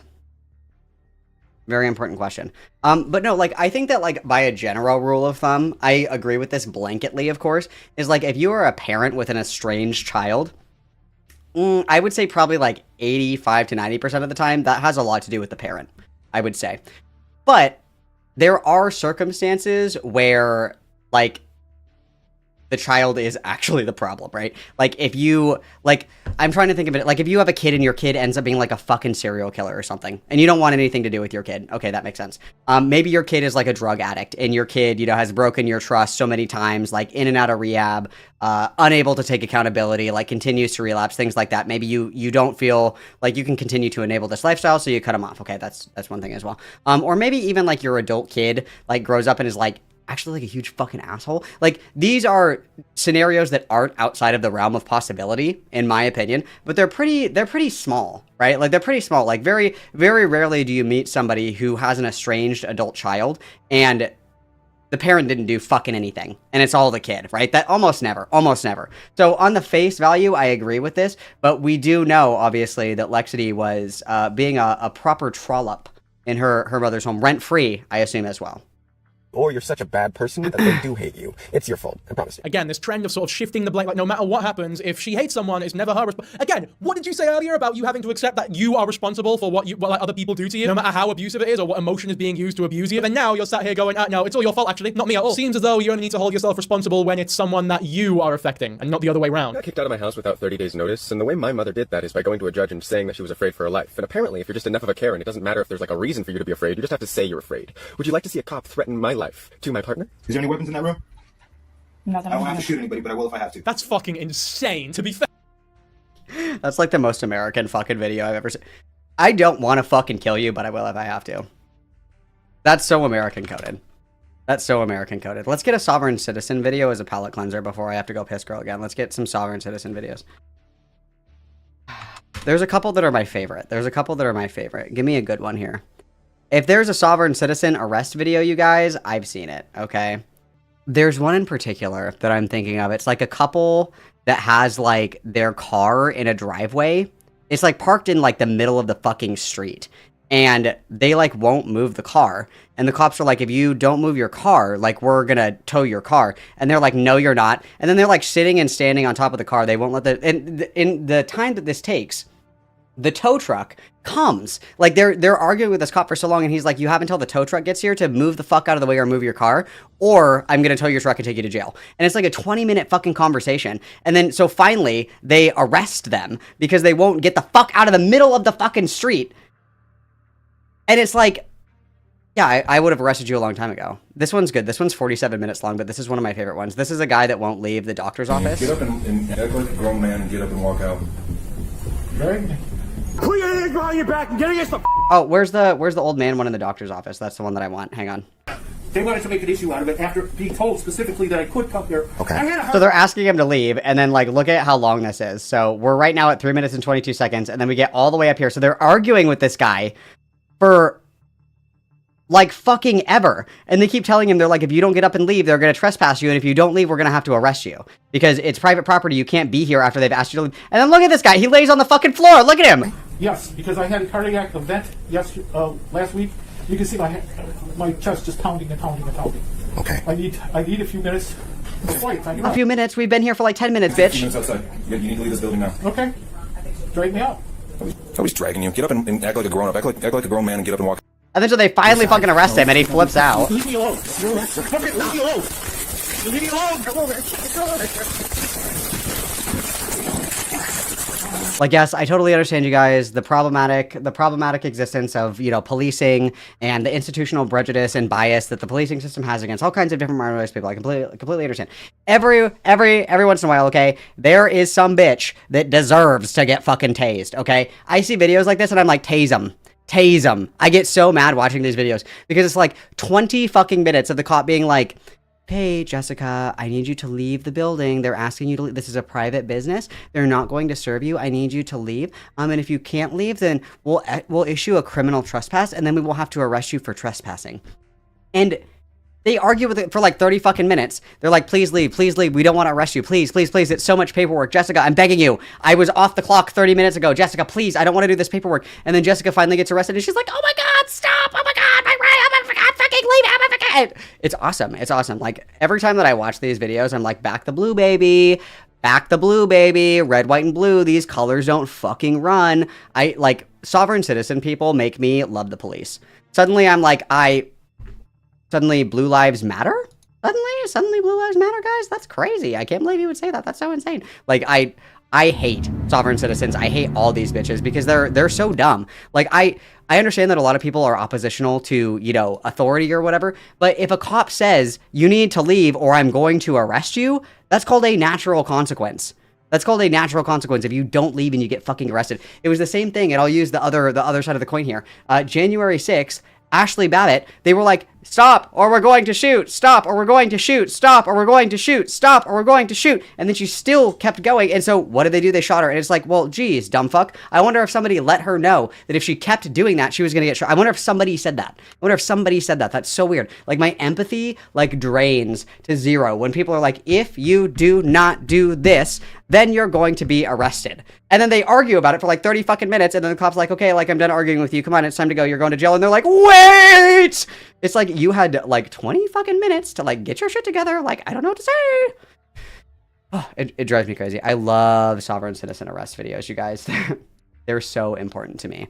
They're so important. Fair to her. What the fuck is going on in America? Like, that's so fucked up from the officer. Not even like knocking or anything, because my mother gave them permission, so they didn't need a warrant or anything at all. They just walked in, came up the stairs, pointed a gun at me, and told me I had 20 minutes to pack up everything I needed to go, and that I was never allowed to come back to my house, or at least not until I fought the restraining order in court. I mean, to be fair, just to play devil's advocate a little bit, you know, I know the devil has enough advocates, you guys, but if you're a cop and you get called to like a domestic violence situation, it's kind of like, yeah, I don't know if you have any weapons or like what even is going on here. So like, if you go and you pack up your shit and you come out here with like a fucking gun, I'm sure that's a concern. I'm sure that they see crazy shit all the time. So I could understand. I guess I could understand, but you know, I totally understand. We shouldn't just be like threatening to shoot people as a police officer. That's kind of crazy. But I do get, if you get called for like domestic violence and somebody needs to leave, that they're probably anticipating the worst.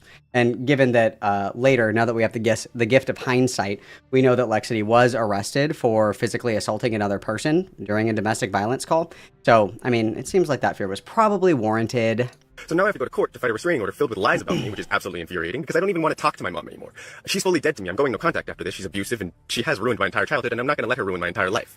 But I apparently still have to go to court and say that I want to be around her for some reason. Well, for the reason of just picking up my shit from the house that I used to live in. I don't know how true this is, though. Like, you definitely would, at the very least, should be allowed to get your stuff from your house. Like, I have heard stories from Americans who have been kicked out of their parents' house, and, like, you know, the police get involved and everything like that, and the parents have gone, well, you can't fucking get anything from them, and the police are, well, it is their house, so as the kid, you can't go into the house if they don't want you to, and then the kid will go like, okay, but I need to get my wallet with my ID and stuff, and the parent will go like, no, it's my house, you can't, and the police officer will go like, no, they can get that is theirs, they need that. So I don't know how true everything being said here is. I mean, that video definitely does make me believe her a little bit more, I can't fucking lie, like, that is fucking policeman. Crazy. What the fuck did the mum tell them on the phone? See, The average British mind cannot comprehend the American police. They can't comprehend it at all. It's very funny to me. Like, anybody who's not American is like, they can just like kill you, and it's like, yeah, that's why you just like do whatever they say. Even if you didn't do it, you just listen, yeah, because they can just like break your fucking arm, and then they get like paid leave for like 3 weeks, and then they're back to break somebody else's. So you just kind of have to. It truly is a monopoly on state violence. Yes, correct. Has a lot of validity, to be fair, because whatever the fuck the mum said to them, for them to come in that hostel, or maybe they're just fucking insane. Like, I genuinely have no idea here. That's why I'm not going to make any substantive claims. I hope you're having a lovely evening. I am safe. I am a little bit north of Coos Bay in Oregon. I drove all day. I think I kind of like the escape of driving. We'll have to make sure not to get too into that. I don't know if it's necessarily always the most productive thing to do. But I need to get over to Eugene, I think, because the thing that's most on my mind right now is I can't get my phone to charge Eugene. properly. I think my car might need a new battery, and I need my phone to be charged because, well, TikTok and also accessing my bank accounts and contacting people is just like a whole can of worms I do not want to open, like not being able to charge my phone. Plus, if it is my battery that is the problem in my car, then I might end up on the side of the road with my car not working and my phone uncharged. So this is another allegation that is alleged. I don't think that anybody has any evidence of this, at least from what I've seen. But so the story goes is that after she was kicked out of her mom's house, she was in, I think it was like a Kia, I don't know, a little shit kicker car. Okay, and you can see here that she's in the shit kicker car. She's not in her van. So that she had this little shit kicker car, and then she made a post on either Instagram or TikTok, and she was like, "Who wants a free car?" Kind of odd. And when somebody came to get the car, she didn't have the title for it, which is usually an indication that the car is stolen. Obviously, I don't think there were any charges brought forth about this. It's, to my understanding, just like, you know, 1 + 1 = 2. If for anybody who doesn't like have a car or isn't going to buy a car or whatever, the title is like a deed of ownership. And so if I have a car and I'm selling my car to Mr. Mollusk, okay, I have to have the title and I have to sign the ownership over to Mr. Mollusk. That way, if Mr. Mollusk gets like pulled over or whatever, the car is registered to Mr. Mollusk. And if you don't have the title to the vehicle, that's usually an indication that the vehicle has been stolen, because there's no reason that you should not have the title for a vehicle that you own. That makes sense. Okay, write that down. Important. And that would be a little dangerous and uncomfortable. And I would very much not like to be in that situation. So we're going to drive over to Eugene. And also, who gives away a car for fucking free? Also, just a quick, who gives away a fucking car? That's kind of crazy, no? And try and solve this problem as quick as possible. I love you. I hope you're having a wonderful, safe day. I love you guys. I am doing good. Okay, so this is the sort of start of the homeless arc. Obviously, they've been kicked out now, they've got this restraining order, they don't even want to see their fucking mum anyway, which is probably, to be honest, totally reasonable. Seems as though they're both very troubled people. Here's a wee update, though, on her living situation. She gets like a cheap motel room for a little bit, but it was at this time where, obviously, because of the lack of home that they have, they started visiting their partner very often, because their partner, obviously, has a place to stay. And this is where the infamous dog comes over every now and then to say hello. And I think this is the first instance where she does some undeniably fucking manic and insane behaviors. Hey, Yep, sweet, true, I'm not too true. sure what I'm supposed to do if a dog keeps choosing to come over here rather than be at its owner's, because this dog, this big guy out here, really seems to love it here. Now, I can try and get him back to the neighbor's house where he comes You guys, but the dog consented for me to be its owner. The dog has chosen. from, but he certainly doesn't like going there. The dog picked me. The dog chose me. The dog loves me. Okay, so it's mine. Seems a bit skinny, although he responds better to praise than food, which is, well, I don't know, makes me like him, but is worrisome. If the owners come over here and try and take him back, well, he doesn't want to go with them. He seems to really dislike them, which I don't like. And I'm not trying to steal anyone's dog, nor am I trying to start problems with my neighbors. Well, obviously, But, we I'm not did this little guy. end up doing that. I would not like to see him hurt, and he seems like it. For one, the dog doesn't look that skinny. Fair enough, it might not look the healthiest of weights, but it's not, you know, fucking famished or anything like that. Secondly, though, the door is fucking closed. How is the dog going to escape? Like, there is no escape route for him or her. But shit goes south here very, very quickly because we learn that she is one of those people who thinks they have this special connection with nature and wildlife and animals and that Guys, the dog, as an empath, I can sense that the dog trusts me, and therefore it should be my dog. Thanks. anyone else who surrounds this animal is just scaring them and doesn't know what they're doing. She, and she alone, knows how to feed and talk and Bro, it's like she's fucking Cinderella and she can talk to the dog. The dog said yes. around dogs and sheep and cattle. I never really got closure with any of my dogs. Like, the first dog I lost was named Flash, and he assaulted a child. You know, aggressive dog. Well, reactive dog. Oh, this is a new this is a new clip. The first dog that I lost assaulted someone. The dog be what the dog doing? What the dog doing? What the dog doing, guys? And that was a very traumatic memory for me, but he also had to be put down, and nobody really warned me that that was what was going to happen, and I didn't get to say goodbye to him, so I didn't really get any closure there. And then after that, our family dog, Shadow, who was like my only emotional support at the time, because he was the only one who I felt like I could be fully honest with, ended up just like one. The only one I could only be honest with my dog? This is new content. I have not seen this content before. The only person that I felt really understood me was, you know, Buster. Buddy was the only one that really ever listened and didn't judge, you know? It's sympathy.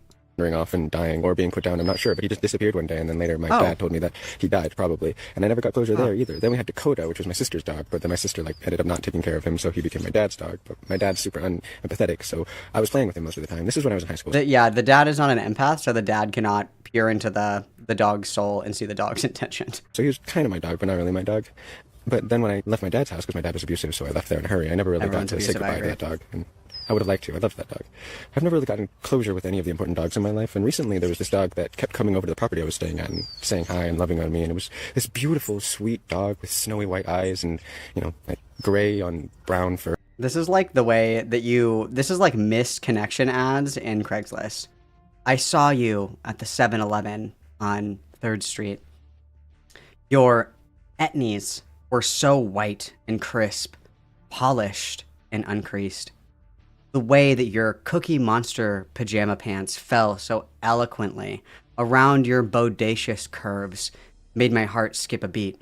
I felt like a small child playing hooky from school and watching my favorite show, Sesame Street. I noticed that your extra small Aeropostale top sat so comfortably along your stunning and striking frame as your twisted Timu dreads fell just so eloquently and framing your face like Da Vinci framed the Mona Lisa. You dropped one of your hot Cheetos as you were pumping gas into your broken down Ford Taurus. And I said to you, "Be careful now. Those aren't cheap." And you turned around to me and you said, "What the fuck is your problem, bitch? Keep walking." And in that moment, I knew that we were meant to be together. Please respond. Best wishes, Kiefer. It was gorgeous, and it just wanted love, and I love that dog, and I have been having a hard time feeling any sort of emotional attachment to dogs for many years because I just get hurt. Guys, it's so hard for me to like find a dog that I can trust. After being hurt so many times by all the other dogs in my life, it's really hard for me to connect with other dogs, you know? I don't think that I'll meet the right one. And I do get attached to dogs, and this was like the first dog where I was like, maybe I will get attached to it. And I was trying not to get attached to it because it wasn't my dog, it was the neighbor's dog. But the neighbor seemed to be neglecting it. Then I was led to believe that, I might be able to adopt the dog because apparently the neighbor was giving it away. And I got really excited. I named the dog. I was already, really happy to have the dog around, but now I was unashamed of being really happy, so I let myself feel that and got my hopes up. And then they lied to me again and told me that, the owner was threatened by the guy who was giving the dog away and didn't want to have that dog here because it would just cause too many problems. But actually what was happening was the landlord who said that I was not allowed to have the dog was stealing the dog. The dog was never being given away, and he didn't want me to have it because that would cause complications, so I didn't get the dog, and he didn't tell me that, right? Because if he had told me that, I might have been able to work around that in some way, if I was going to get kicked off this property, I might as well take the dog with me, but no, instead they took it somewhere else, and they're like, we can't even give you their number or anything because the dog's better there. It's like, well, the dog knows me, the dog loved me. The dog didn't know you, the dog didn't love you. The dog chose me. You don't understand. The dog chose me. Pick me, choose me, love me, bork, bork, bork. It was posted on the 11th of November. The last one was on like the 4th or the 5th or the 6th even, so it's like a week max that the dog's known you and you fed him every now and then. You could just literally pair him up with any old fucker. They can feed him a couple times and he'll be just as attached to them as he was to you. It wasn't your dog. The dog is now being taken and it was rehomed to a loving family, by the way. I'll tell you how I know this later because it has been all confirmed. A loving family with decent living conditions and everything is totally fine. And you're sat there complaining about it because the dog didn't end up with you when you are homeless. It's like, how much can you actually love this dog when you are insisting so brazenly that you should be the one to keep it after feeding it like, what, 5 fucking times? Guys, I found the perfect image for the thumbnail of this video. Are you guys ready? Everybody, trigger warning, jump scare. Look at this. Look at this. Look at this. This is awesome. This is fucking awesome. This is going to be the best thumbnail I've ever made. You guys are welcome. And claiming that it's completely infatuated and loves you. It doesn't love. I'm sorry, it's a fucking dog. They love everyone most of the time. Like, this is pure narcissistic insanity from you. You met the dog, you petted it for a couple days, just deal with the fact that someone else who is in a better place can have it. If you really love the dog, then you'd be happy knowing that it was in a good place. It's just one of them situations where, I get it, I understand why you're sad. It's totally fine to be sad or disappointed, but to this level, you gotta get a grip, man. I mean, you don't even know the half of what Anastasia did, by the way, when she found out she wasn't getting this dog. We'll get into that now. Hey, sweet pea. So I've had a bit of a rough day. Rough couple days, Had a really rough day, guys. Doesn't seem like I can get anything that I'd like. Well, I don't know. Maybe I made a deal with the devil at some point, because I'm successful in a lot of ways recently, and deeply unhappy.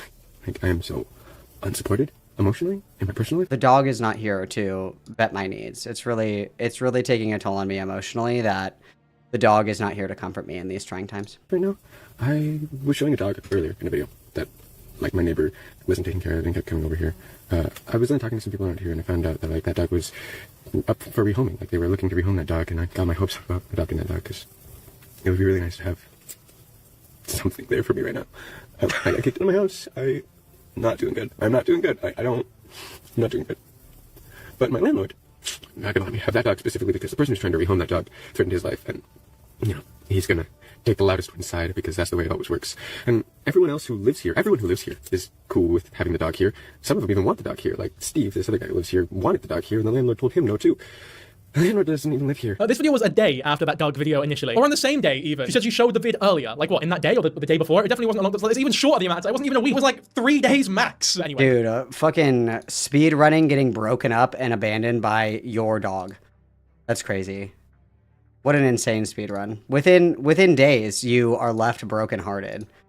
Coming to terms with a broken heart. I guess that sometimes good things fall apart. Ow, ow, ow. Ow, ow, ow. What a great song, by the way. Here's where shit gets, crazy. Here's where you start to understand why I am so unsympathetic towards her. Have a look at this reaction here. I'm back at the place I used to live, and someone here is trying to gaslight me into thinking that the problem with why I lost the dog was that I didn't make it clear enough that I wanted Apollo in my life. But I got kicked out of my home because I made such a big fucking fuss about wanting my goddamn dog back because they stole my motherfucking goddamn dog! You need to stop referring to the dog as your dog. It wasn't your dog. It was never your dog. It will never be your dog. You need to be a fucking adult and deal with it. I've never seen someone so angry that a dog that supposedly they loved so much is with a loving family who feeds them nicely and treats them well. Before we watch the rest of this video, because they crash out wildly, let's have a look at what their partner said about what actually happened. Oh, this is what I was thinking about earlier. This is what I was thinking about earlier. Got it. Describe what happened in the third person almost. So it's going to be a lot more of an honest recounting of how Lexity reacted to this whole fucking dog debacle. I can't find the original video, so just to give credit, I am using Delilah's coverage of Lexity or Anastasia, whatever you want to call her. So go show Delilah some love. They're a great YouTuber. They make great videos. If you like these ones, then I'm sure you'll love hers as well. For several times in like the past couple months, a dog has been coming over to the property. This dog has been staying at our other landmate's house occasionally when he can't bring him back over. Occasionally when he did come over and I was outside, I would take him back. Anya, with very little... Where did I make up that this lady had on a gray beanie? Was there another video that we watched where the lady had a gray beanie? I feel like I'm crashing out, guys. I'm crashing out. Interaction with this dog would be like, he's really pretty, he doesn't look like he's well loved, can we keep him? I was like, the next time he comes over, when they come to get him, we can ask. He came over, we're hanging out with him, our other landmate came over, she told me that he needs more love, she wants to rehome him for them. I said, oh, Anya wants him. She said, cool, if he's going to be here, he's probably going to need to be tied up because she didn't know Anya was living with me at that time. I said, okay. I went over to Anya, I said, hey, I think they want to rehome the dog. She said, okay. We left and we went dog food. We didn't communicate to Gio that we were for sure going to take the dog that day. We got back, I went to my landlord, I said, hey, Anya's living here now, I wanted to let you know. He said, okay, cool, I heard you had an interaction with the dog, and I said, yeah. He said, I'm bringing the dog to the shelter, and I said, okay, Anya wanted to take him in. He said, not allowed, the neighbor is crazy, and I don't want the dog here because I don't want to cause issues. I said, okay, that makes sense. The guy seems like a dick. So I went over to Anya, I said, hey, can't have the dog here, you're allowed to live here, they're not going to raise our rent, but they can't have the dog here. Marcella had the hat? Somebody had on like a gray beanie. I don't remember. I can't remember off the top of my head. They all blur together. Like, I hate to be that person, but you guys know what I'm talking about. Like, people that are in like polyamorous relationships, they have that look. They all have that look. And I mean that with love in my heart. Like, you can tell that somebody is polyamorous sometimes by the way that they look. And I know that's not like the kindest thing to say. I totally understand that, and I know, and I'm sorry. However, I am just saying that like they all kind of blend together for me. You know what I mean? She got upset. I said, it is what it is. Like, we can't change it. That's it.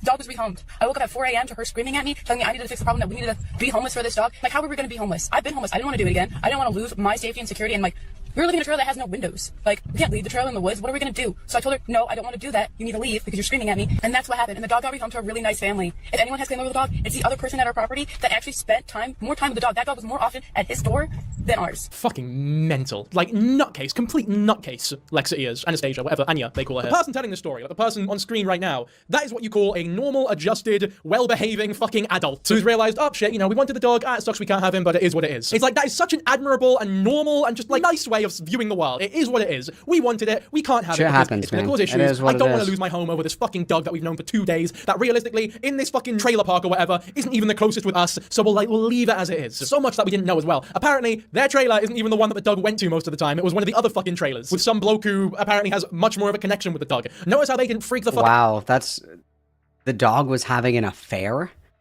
I can't believe that the dog was having an affair. That's actually very upsetting. Does she know that the dog was stepping out on her? Out and start screaming at 4 a.m, causing a fucking scene when the dog got rehomed to a loving family who probably wasn't homeless. Nothing wrong with being homeless, but you just probably shouldn't get a dog. One thing if you have a dog and then you become homeless, but you shouldn't get one whilst you're homeless. And you definitely should not be going homeless for the sake of a dog you've known for about 2 fucking days. And you definitely should not be making your partner go homeless as well for the dog that you claim is yours. Dude, this is so me-coded. I love this dog so much that we have to be homeless. That's awesome. Like, I think that realistically, one of the things that's important to remember as well is that if you want an animal, like, it's the same thing with people that have kids. And kids are like a little bit, you know, obviously animals and kids are different. Like, duh, I fucking get it. But if you are not in a situation to even take care of yourself, why would you take it upon yourself to take care of another living thing? Like, if I can't even afford to feed myself, why the fuck would I get a dog that also needs to be fed? They can't feed itself. It needs to be fed by me, by moi, pour moi, okay? It needs to be fed. So why the fuck would I get a dog? I'm literally homeless, sleeping in a box underneath a fucking bridge. And I'm like, you know what would make this better? More financial constraints and burdens. What a good idea. What a good idea. What a good idea. It's actually my right to own a dog, guys. It's a human right to own dogs, and especially if the dog comes onto you, okay? If the dog comes onto you, it's your right to own it. I'm weak. I'm fucking weak explaining this all. I'm sure you understand what's wrong with this situation. I don't need to line it out for you. Bottom line is, long story short, Anastasia is fucking insane and incredibly possessive over this dog, when realistically, she has no right to be. I've said it before, I'll say it again. She needs to— The dog is actually the abuser in this situation, if you really think about it. Get a fucking grip. She wouldn't agree, though. This is what she has to say about it all. They promised me I could have a dog because this dog kept following me around and asking for love. And you know what, honestly? But that's what dogs do. Like, that is just what dogs do. It's What's not the your dog dog. doing? It's fucking insane that she genuinely feels this way. They stole my motherfucking dog! Sorry, lass. You know, you're clearly hurt, but your feelings are invalid, unfortunately. Is this about intimidating energy that she's about to say? Maybe it's some sort of intimidating energy I have, which I can understand. But I have to initiate all the relationships in my life. You know, that's fine. That's fucking fine. But this Okay, so she came onto the dog first, got it. So she does have to initiate the relationship with the dog. Understand. dog for once actually fucking wanted me. Noted. It was fucking lovely to feel wanted for once. It was amazing. They stole that from me. Dude, for the first time in my life, I felt love, and it was from this dog! This dog, bro! When you lose the dog of your dreams. That's crazy. That's crazy. Went to the store after they said that this dog was gonna be rehomed and got my hopes up, freaking picked out a name to get shit for the dog. Supplies. You know? Came back, dog was nowhere to be seen, they wouldn't let me have the dog back. You know, I fucking spent all night fighting with my partner because they wouldn't let me be mad at the landlord even. They wouldn't even let me be mad about not being allowed to have my fucking dog. Probably because it's 4 a.m. and they're trying to fucking sleep, and you're waking them up over nothing. The dog's been rehomed at this point. Imagine this being your partner, man. It would be infuriating. Like, you couldn't fucking live with yourself. You definitely couldn't live with them. This isn't your trailer. You're staying with them. The dog didn't even like you that much, and the reason it did like you to the extent that it did is because it's a friendly dog, and all dogs realistically will do that. The dog loves you the same way that an AI girlfriend loves you. They're basically programmed to like you. Obviously, not really, but you know what I mean. Like, they're friendly creatures. Well, a lot of them. You know what I mean. I don't need to clarify to you. I'm sure we can all agree that this is just fucking unhinged. And you can see how angry they're getting, like the genuine fucking irateness in their eyes and their voice. Like, "Ruff, ruff." You can definitely imagine the 4 a.m. scene that her partner had to wake up to, and all the fucking screaming. Think of all the times that the dogs were screamed at. The dogs are also very traumatized. Are the dogs still screaming?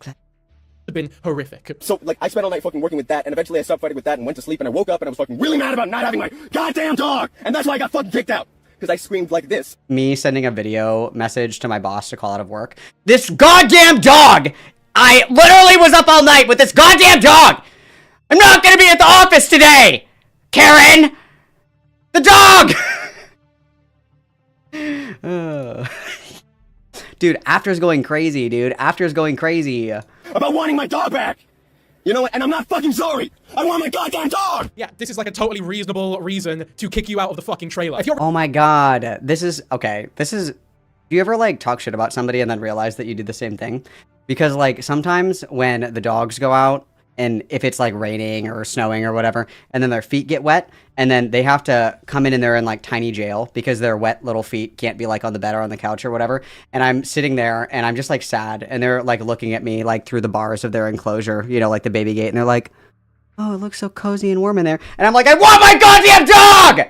And my wife is like, their feet need to dry. I'm like, no! No! You don't understand! No one's ever loved me like the dog loves me! It's true. I've done this before. Sorry, I lied. I gaslit everybody. I'm guilty. I want my dog! Sorry.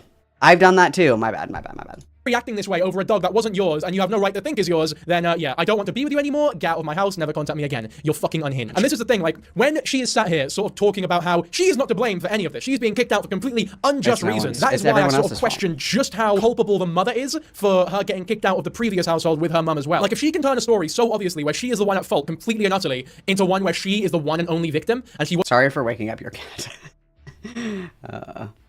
Sorry. wasn't doing anything wrong and her partner was the one being the dick when they were being so— Users have this tendency to shirk responsibility by placing the blame upon you for how upset you get when they abuse you. Ah, so you mean the exact thing that you were doing at the start of this video, because you were saying that if you are being abused, you need to accept that you are partially responsible for it. But then all of a sudden when people do that exact thing to you, it's like a horrible victim-blaming thing that no one should ever do. Interesting. That stole my dog. And someone stole my dog. Fuck me. This is like crazy. This is genuinely fucking insane. Not only are they blaming me for being too upset the dog was kidnapped about them stealing my dog, but they're also saying that the problem is I didn't communicate. I wanted Apollo in my life, but it cannot be both. It literally— I wanted that dog in my life.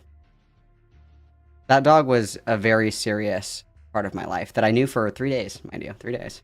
Not be both. Either I am too upset, or I didn't communicate I wanted Apollo in my life. Or there's some magical fucking sweet spot that everyone has to hit, where they're the right amount of upset to communicate that they want something, but not too upset to communicate that it's too important for it to be given to them. Like, fuck you. Apollo is important to me. You stole my goddamn dog, and if you wouldn't be this upset about someone stealing your dog, you don't fucking love your dog. And if you can't listen to someone because of the way they say something, you're a bad person who just wants to do whatever the fuck you want. Because someone's tone can always be slightly fucking wrong. How about you have a fucking little bit of fucking empathy and realize that maybe I'm goddamn angry because you fucked up. Maybe I'm angry because you did a really bad thing. And when you do bad things to people, they tend to not take them well. Wow. And making you feel comfy and cozy is not exactly my highest fucking priority right now. So as much as I'd love to communicate everything in a perfectly healthy way, I'm not super concerned with making you feel fucking great after you stole my goddamn dog. Maybe that should be the issue. Yeah, sorry Anastasia, but you're a total— My only criticism so far for Danky Jaboo is we didn't do a good job of setting up the timeline, and then I feel like the clips are a little bit too long. I feel like I don't need like a 2-minute clip to get the essence of this, right? Like I feel like we could have cut down significantly on length. So far, I like the video. I'm not disagreeing that it's a good video, but I do feel like the clips are just a little bit too long. Just my opinion. Just my opinion.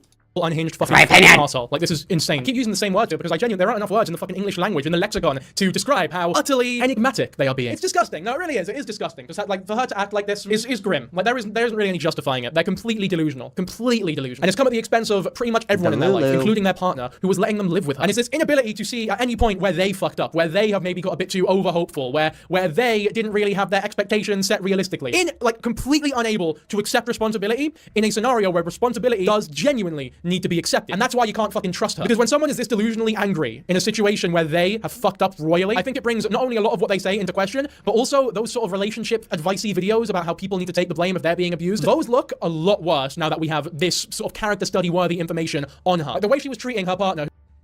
Toasty Duckling, I'm a Sunday Raider. Does this person deserve to not have their dog? Well, I'm glad that you asked, Tasty Duckling 5, because this dog is the dog that got away. Right now we have another dog that is, I think it's like a mountain dog hybrid. I think it's like a cattle dog of some sort. It's a big dog. It's a large breed of dog. And the dog currently lives in a van. Doesn't get a lot of outside time because obviously everybody else is a fucking idiot. She knows the dog. The dog does not need exercise or outside time. Obviously the dog is fine, idiot. And the current dog that she has actually is a great tool for her because the dog actually licks her dry when she gets out of the shower. So this dog that we're talking about right now is the dog that got away. So this dog is safe as of now. The other dog right now is the dog that I feel like would probably be better and happier and healthier in a different environment where it didn't literally live in a fucking van. I think if you want to live in a van, I think that you should get like a teacup chihuahua. I don't think that we should be having like a big, like, imagine having a Bernese mountain dog in like a 1-bedroom apartment. Like, I think that's fucked up. I think that's kind of cruel for the dog, right? I think if you have like a bigger breed of dog or a very active breed of dog, you should have space for the dog to be active or like regularly take the dog out for walks or to play or whatever. I think that that's actually probably what you should be doing. I think that it's really fucked up that people that have very small areas of living have big dogs. Like, just get like a wiener dog or something. Get a very small dog. I'm thinking like a Yorkie, you know, a teacup chihuahua, something like that. Get something small. Or like even a cat. Like, cats just kind of like to lay around and sleep all day. Like something that likes that environment. But anyway, this is the dog that got away, to clarify. Who was allowing her to live with them after she got kicked out. The way that she had the fucking audacity to treat her in her house is disgusting. And she can't even, like, fathom that she did anything wrong there. So, yeah, fuck her, man. So everybody was hoping there's going to be a happy ending to the story about my dog getting stolen. I'm afraid to let you down, but there's definitely not going to be a happy ending to that story. The person who stole my dog, I'm not going to give the dog back. Everyone at the property refuses to acknowledge that I have any right to claim that as my dog. Because you don't have any right to claim it as your dog. Both morally, legally, anything. It's not your dog. I mean, look at where you live right now. You live in a... We were both young when I first saw you. I closed my eyes and the flashback starts. I'm standing there in the trailer park summer air. See the dog, see his tail wagging. Like, this is literally like the fucking... Like, Katy Perry wrote a song about this dog. Car. Like, why are you so... The dog will be living in a car. It's not nice, man. Like, I feel like I have to explain it to you like a 6-year-old. There's just nothing about your mindset here that is justifiable or reasonable in any way, shape, or form. The fact that I asked about the dog multiple times, they said I could have the dog. They were looking for a home for the dog. I was a loving home for the dog that the dog knew. Like, the dog knew me. And You're not a loving... The dog knew me and trusted me. The dog chose me. Home for the dog because you don't even have a fucking home. Again, nothing wrong with that, but like, let's call it as it is here. Look at where you are. Look at where you live. Coming over to where I lived to say hi to me and refuse to go back home. You know, like, where I was its home, but you know, I have no ownership. Yeah, because you kept closing the fucking door. The dog was more interested. The dog went over to one of your other neighbors way more often than they went over to you. So why do you feel as though you have the right to feel this special connection with them that warrants you having to keep it? And they say, Oh, is there another update that the dog is gone? I just looked on Reddit. Is there a new one? Because I thought the last time I looked on Reddit, like literally 20 minutes ago, the dog was still there. The cat was the one that wasn't there. Apollo, the dog, is in the van. No sign of the kitten. Apollo got huge and looks like he needs a good bath and brush. And this is from 22 days ago. This is the last update that I have. I think Apollo, the dog, is still there. The cat is... I don't know where the cat is. She had a cat, too, for a while. oh, well, other people that probably had ownership over the dog, except for the fact that they didn't claim ownership over the dog. They didn't name the dog. They didn't spend a bunch of money on supplies for taking care of the dog. You know, the dog was just at the property, at my house, you know, outside of my bedroom. It wasn't even your house or your bedroom, it was your partner's. I think they have a real issue with claiming things as their own when they have no right to. If it was your house, you couldn't have got kicked out of it. It was my dog! Okay? Just because you can't handle the idea that you stole someone's dog because you're a dog person, and that's a terrible thing to do, doesn't mean you didn't fucking steal my dog. You stole my fucking dog. You stole my dog. And yeah, I know, that would make you feel like a terrible person. You are a terrible person. But the problem is I don't really know what to do from here. Okay, so this is the dog situation. Let's move on to the feeding dogs alcohol. We're gonna move on because we get the dog thing. Well, let's move on. Oh my, holy, the fuck? I have no idea what happened to the cat. No idea. Are you? You suck. She's eating the dogs. She's eating the cats. In the way that you're imagining. You might think, tasty dog. No. She's thinking in a different way. She's eating the dog. It's even worse when videos like this start popping up, by the way. So dogs are opportunistic omnivores, which means they eat pretty much any food they can get their hands on, including rotting fruit. And alcohol is naturally occurring in rotting fruit, which means dogs definitely are exposed to alcohol in the wild on a regular basis. They absolutely can consent to drinking alcohol, and a lot of dogs even very much like alcohol. If they go out and find rotting fruit and eat that because they enjoy alcohol, that's them consenting. Dogs also really like chocolate, but that will kill them. Just because a dog is, like, dogs are, let's be totally honest, not smart, okay? Dogs eating shit doesn't mean that they're, like, consenting to it. Like, your dog doesn't, like, actively, consciously commit suicide if your dog eats chocolates. Or, like, if your cat eats a lily. Your animal is not actively consenting to suicide. Like, do we have, like, a DNR if the dog eats chocolate? Like, the dog wanted to die, that's why it ate chocolate? Like, this is insane. Drinking alcohol. And if you spill an alcoholic beverage, and the dog laps up that alcoholic beverage, regardless of if humans are trying to get that dog to do that, and even, perhaps, in spite of humans trying to stop that dog from drinking that beer that you've spilled. Yeah, I mean, need to remind you, if there wasn't already enough reason for them to not be able to have ownership over this fucking dog, then there you have it, I guess. Dogs eating rotting fruit in the wild cannot be equated to them. And I'm just, this is my opinion. This is my opinion! My opinion is that anybody that like argues in like earnest this much about dogs' ability to quote unquote consent, you're probably fucking the dog. You're probably fucking the dog. I'm just gonna say it. We're probably fucking the dog. I'm just gonna say it. Having a fucking pint of Guinness. There's alcohol in toothpaste as well. Does that mean that my 2-year-old niece is able to go pub on Sunday? Does that mean that every Muslim who doesn't drink is now consenting to drinking alcohol because they brush their teeth? But that's not even the point here. Like, the point, yes, the dog is technically consenting to drinking alcohol because it is trying to drink the alcohol. But a child can technically consent to, you know, adult activities. They can say, yes, I would like to partake in this activity, but that doesn't mean that they can consent to it, if that makes sense. Of course it makes sense. You're not a fucking creep. It's the same thing with dogs and alcohol. Like, yeah, they can drink it. They can consent to it. But if you're Guys, have you considered that your child actually just really wants to play with a table saw? Have you considered? Like, obviously they understand it's a saw. Let them play with it. Stop being a hater. Responsible dog owner in any way, shape, or form, you're not gonna fucking let them drink the alcohol because they will die. I'm sure if you put a bar of chocolate in front of the dog, it'd probably eat that that's as well. what I said. Doesn't mean that you should do it. Prince, every time I get ice cream out, my cat Prince, I'll get him out now because he's meowing like a motherfucker. Every time I get a pint of ice cream out. Thank you. Let's continue. Need for this video to be made because you wanting so incessantly to make this point that those can consent to drinking alcohol once again does not. Okay, is there? So I want to see if there's anything more because we have been getting new content in here. But I don't need the yapping in between. Daniels, are those the supplies that you're talking about? They can consent to it. Like, you can, but they don't really understand it. You know who else doesn't? 21-year-olds. Or 22-year-olds. You know who else doesn't anti bribery? Anybody who hasn't drunk alcohol before. Guys, how can you know what it's like to drink alcohol if you've never consumed it before? Really makes you think. It's poison for humans, it's poison for pets. Yeah, I know, but humans get to choose theirs. And humans get to choose if they want to. Yeah, you give horses beer? Of course you do. You give horses beer? Oh, Vosh! Oh no! Oh no, we're summoning Vosh! Oh no! Oh, fuck! The horse can consent. Yeah, exactly. Dogs can't speak. I don't care. Dogs don't need to speak to be able to consent to drinking beer. You put the beer on the ground and the dog drinks the beer. The dog consented. I mean, yeah. True. The dog consented to committing suicide by eating a bar of chocolate based. Drinking the beer. I didn't make the dog drink the beer. I spilled the beer. Hell. Yeah. That is a fucking false equivalency. Like that's not how any class of drugs work. Go. It's not a false equivalence. It's the idea that they could do something that's harmful to them and not understand the consequences of, but because they like actively choose to eat it. She also tries to like debate bro stuff, but she sucks at it. One of the other things that she said before was like that I think it was, she said like trans people and black people are the only marginalized classes in America. And somebody like commented on one of her videos and was like, you know, as somebody who's Latino right now in the current political climate, like this is just like really ignorant and not true. And she was like, fuck you, you're not even trans, you don't even know what real struggle is. It's like she tries to debate bro shit and she's not very good at it either. And she also for a while there was talking about what was it, men's rights activism, where it's like obviously men kill women because like look at the way that women treat men. Like obviously it's so hard to be like a nice guy when all the women are bitches and whores. Like obviously duh. It's like any pharmacology.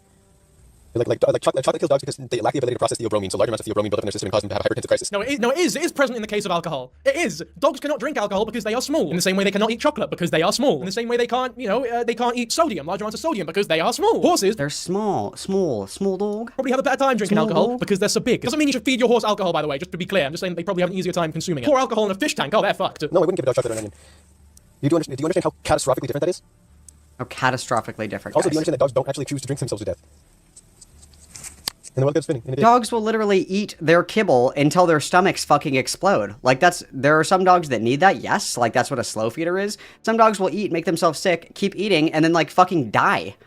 I mean, the weirdest part to me is that, you know, she's so actively trying to fucking prove this point. It's like, why do you care so much about proving people wrong in terms of them saying that dogs can't consent to drinking alcohol? Why do you care so much? It's very worrying. And the fact that you know so confidently that they will enjoy it, again, fucking paints a bad picture. Anyway, let's have a look at her wish list, because she had a wish list while she was homeless. Bear in mind, this is a wish list of things that she is asking to be donated to her because of her homelessness. So you're thinking, right, fair enough, maybe some fur keep... You guys, this is my Amazon wish list. Oh my god. Deggy Jabot is fucking doxing my wish list. I want a grizzly bear hide rug. I want natural beaver fur. I want a camera, a Canon EOS Rebel T7. This is what? A warm or whatever. This is mine. Make some money filming the vlogs, I guess. A little bit excessive for homelessness. Maybe you'd want something a bit... Guys, I want a bear rug. What the fuck? More essential, but fine. You can excuse it a little bit. Music, I suppose they like to express themselves musically, but those are fucking expensive, like. And here's where shit gets crazy. These are gonna have to be blood. Like, Shredder bar, BDSM, creature cocks. You got all this sex toys. Creature cocks? Oh, you take 700 hits of psychic damage, and you're dead from psychic damage. Dude, I'm so homeless. Guys, please, I'm shaking a cup. Guys, can I please have some... Please, sir, can I have some change? And they put a couple of pennies in there, and I'm like, you fucking idiot. I obviously want the Egg Layer 3000 Bad Dragon dildo, you fucking idiot. Take those pennies back. stuff. You got this fucking lube over here, and then you just got massive fucking cocks. This one's $100. You can get a dick for $100. I think this is a Dude, I think that's awesome. Homeless people deserve dicks. Dicks for the homeless. Dicks for the homeless. penis pump over here as well. I've seen one a of them dick pump. by the way. It was fucking horrific. It was terrifying, but also oddly hypnotic. You got like cock rings and chastity cages and strokers and shit. It's like, what is going on here? Your whole Okay, I'm moving on. So this is I'm not gonna watch this part of the video because guess what? I interviewed this girl. So we're not gonna watch this part of the video because you're gonna go and watch my coverage of the video instead. Okay? Because I actually interviewed her. So and look, who's that guy?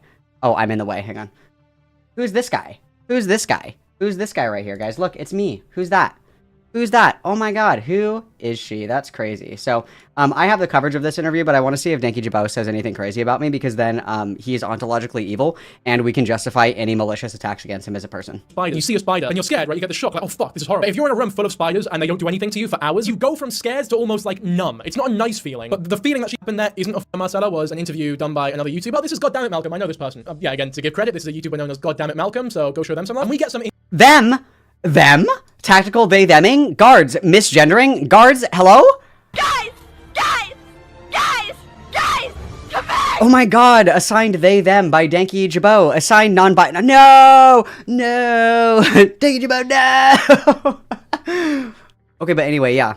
And I also defended the fuck out of you for the Lewis McClung thing. By the way, you should include that. You should include that I impaled that ginger bitch in your honor. Okay, I did that for you. Alright, I did that for you. Insane pieces of information here. His pronouns are they, them. Such as, Anastasia did not even ask for Marcella's age at any point. Luckily, I think she was of age, but if she wasn't, imagine how fucking bad that would have been. It's just further evidence just of how irresponsible Anastasia actually is as an influencer. Sight unseen, she didn't know who I was, what I looked like, how old I was. Wow, look at that fresh haircut, but look at my hair now. Look at this. I did the Lewis McClung, you guys. Look, I'm Lewis McClung. It looks like I have on a 1920s football helmet. Wow, I was so handsome and stunning, and now I have this. No, the length of my hair was driving me crazy, and instead of like doing the normal thing and being like, I'll go get a haircut, I was like, I'm gonna do it at home. And obviously this is where we are now. So it's gonna be hat season for a little bit, you guys, just for a little bit until it comes back. She never asked how old you were before you guys met? No. She just replied to my comment. She was like, I'm on my way. And it was about 2 hours away. And she came to you? Yeah, she came to me. And so she gets here. We call each other and decide what we're going to do. We decide to go get dinner. I'm walking up to her. And this is like a surreal moment because this person on the internet that I've been watching is right here in front of me. And the first thing she says to me is, oh, you're really cute. And I was like, okay, thank you. And then I gave her the hug that she was looking for. And then we went and we sat down. It was a little bit awkward at first. I was kind of like in shock that I was looking at this person across the table. And we were just generally talking. I mean, it felt like first. Okay, do we have anything else? I don't think I said much about it at the time. Doing here, she's making that content with Marcella in mind. Like, I cannot wait for Marcella to see these videos. Kind, normal, with any knowledge of psychology or whatever happened to accountability being great.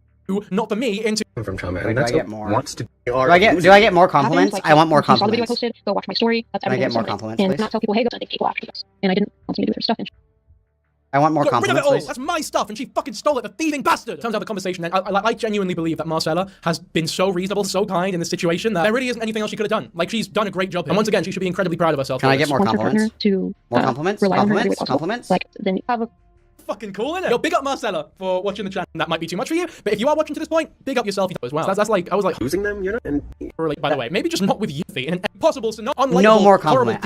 I only got one they them. Oh, unbelievable, unbelievable. Anyway, go watch my interview with Marcella. Thanks, Denki Jabot. Assigned non-binary by Denki Jabot. That's awesome.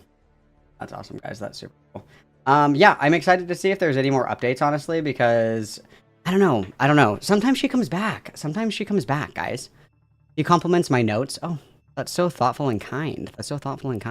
Make sure you check out my interview with Marcella. But anyway, the last update on LEXITY, the last update was that she was with her partner at the time, and then her and her partner had like some kind of fight. The police were called. LEXITY was arrested for assaulting a pregnant woman and then resisting arrest. LEXITY then, kind of fucked off for a little bit and then went on, I think it was Instagram Live. I'm pretty sure it was Instagram Live. That's mostly where she hides out now. And said basically that it's all fake, like that wasn't really her arrest record, that wasn't actually her that had that happen. I don't know. And then she fucked off for a while, and then she was back like 2 weeks ago streaming. So I'm hoping that we'll get more LEXITY content soon, guys. I'm really hoping that we'll get more LEXITY content soon, because I really enjoy the LEXITY content. I'm not even gonna lie to you guys.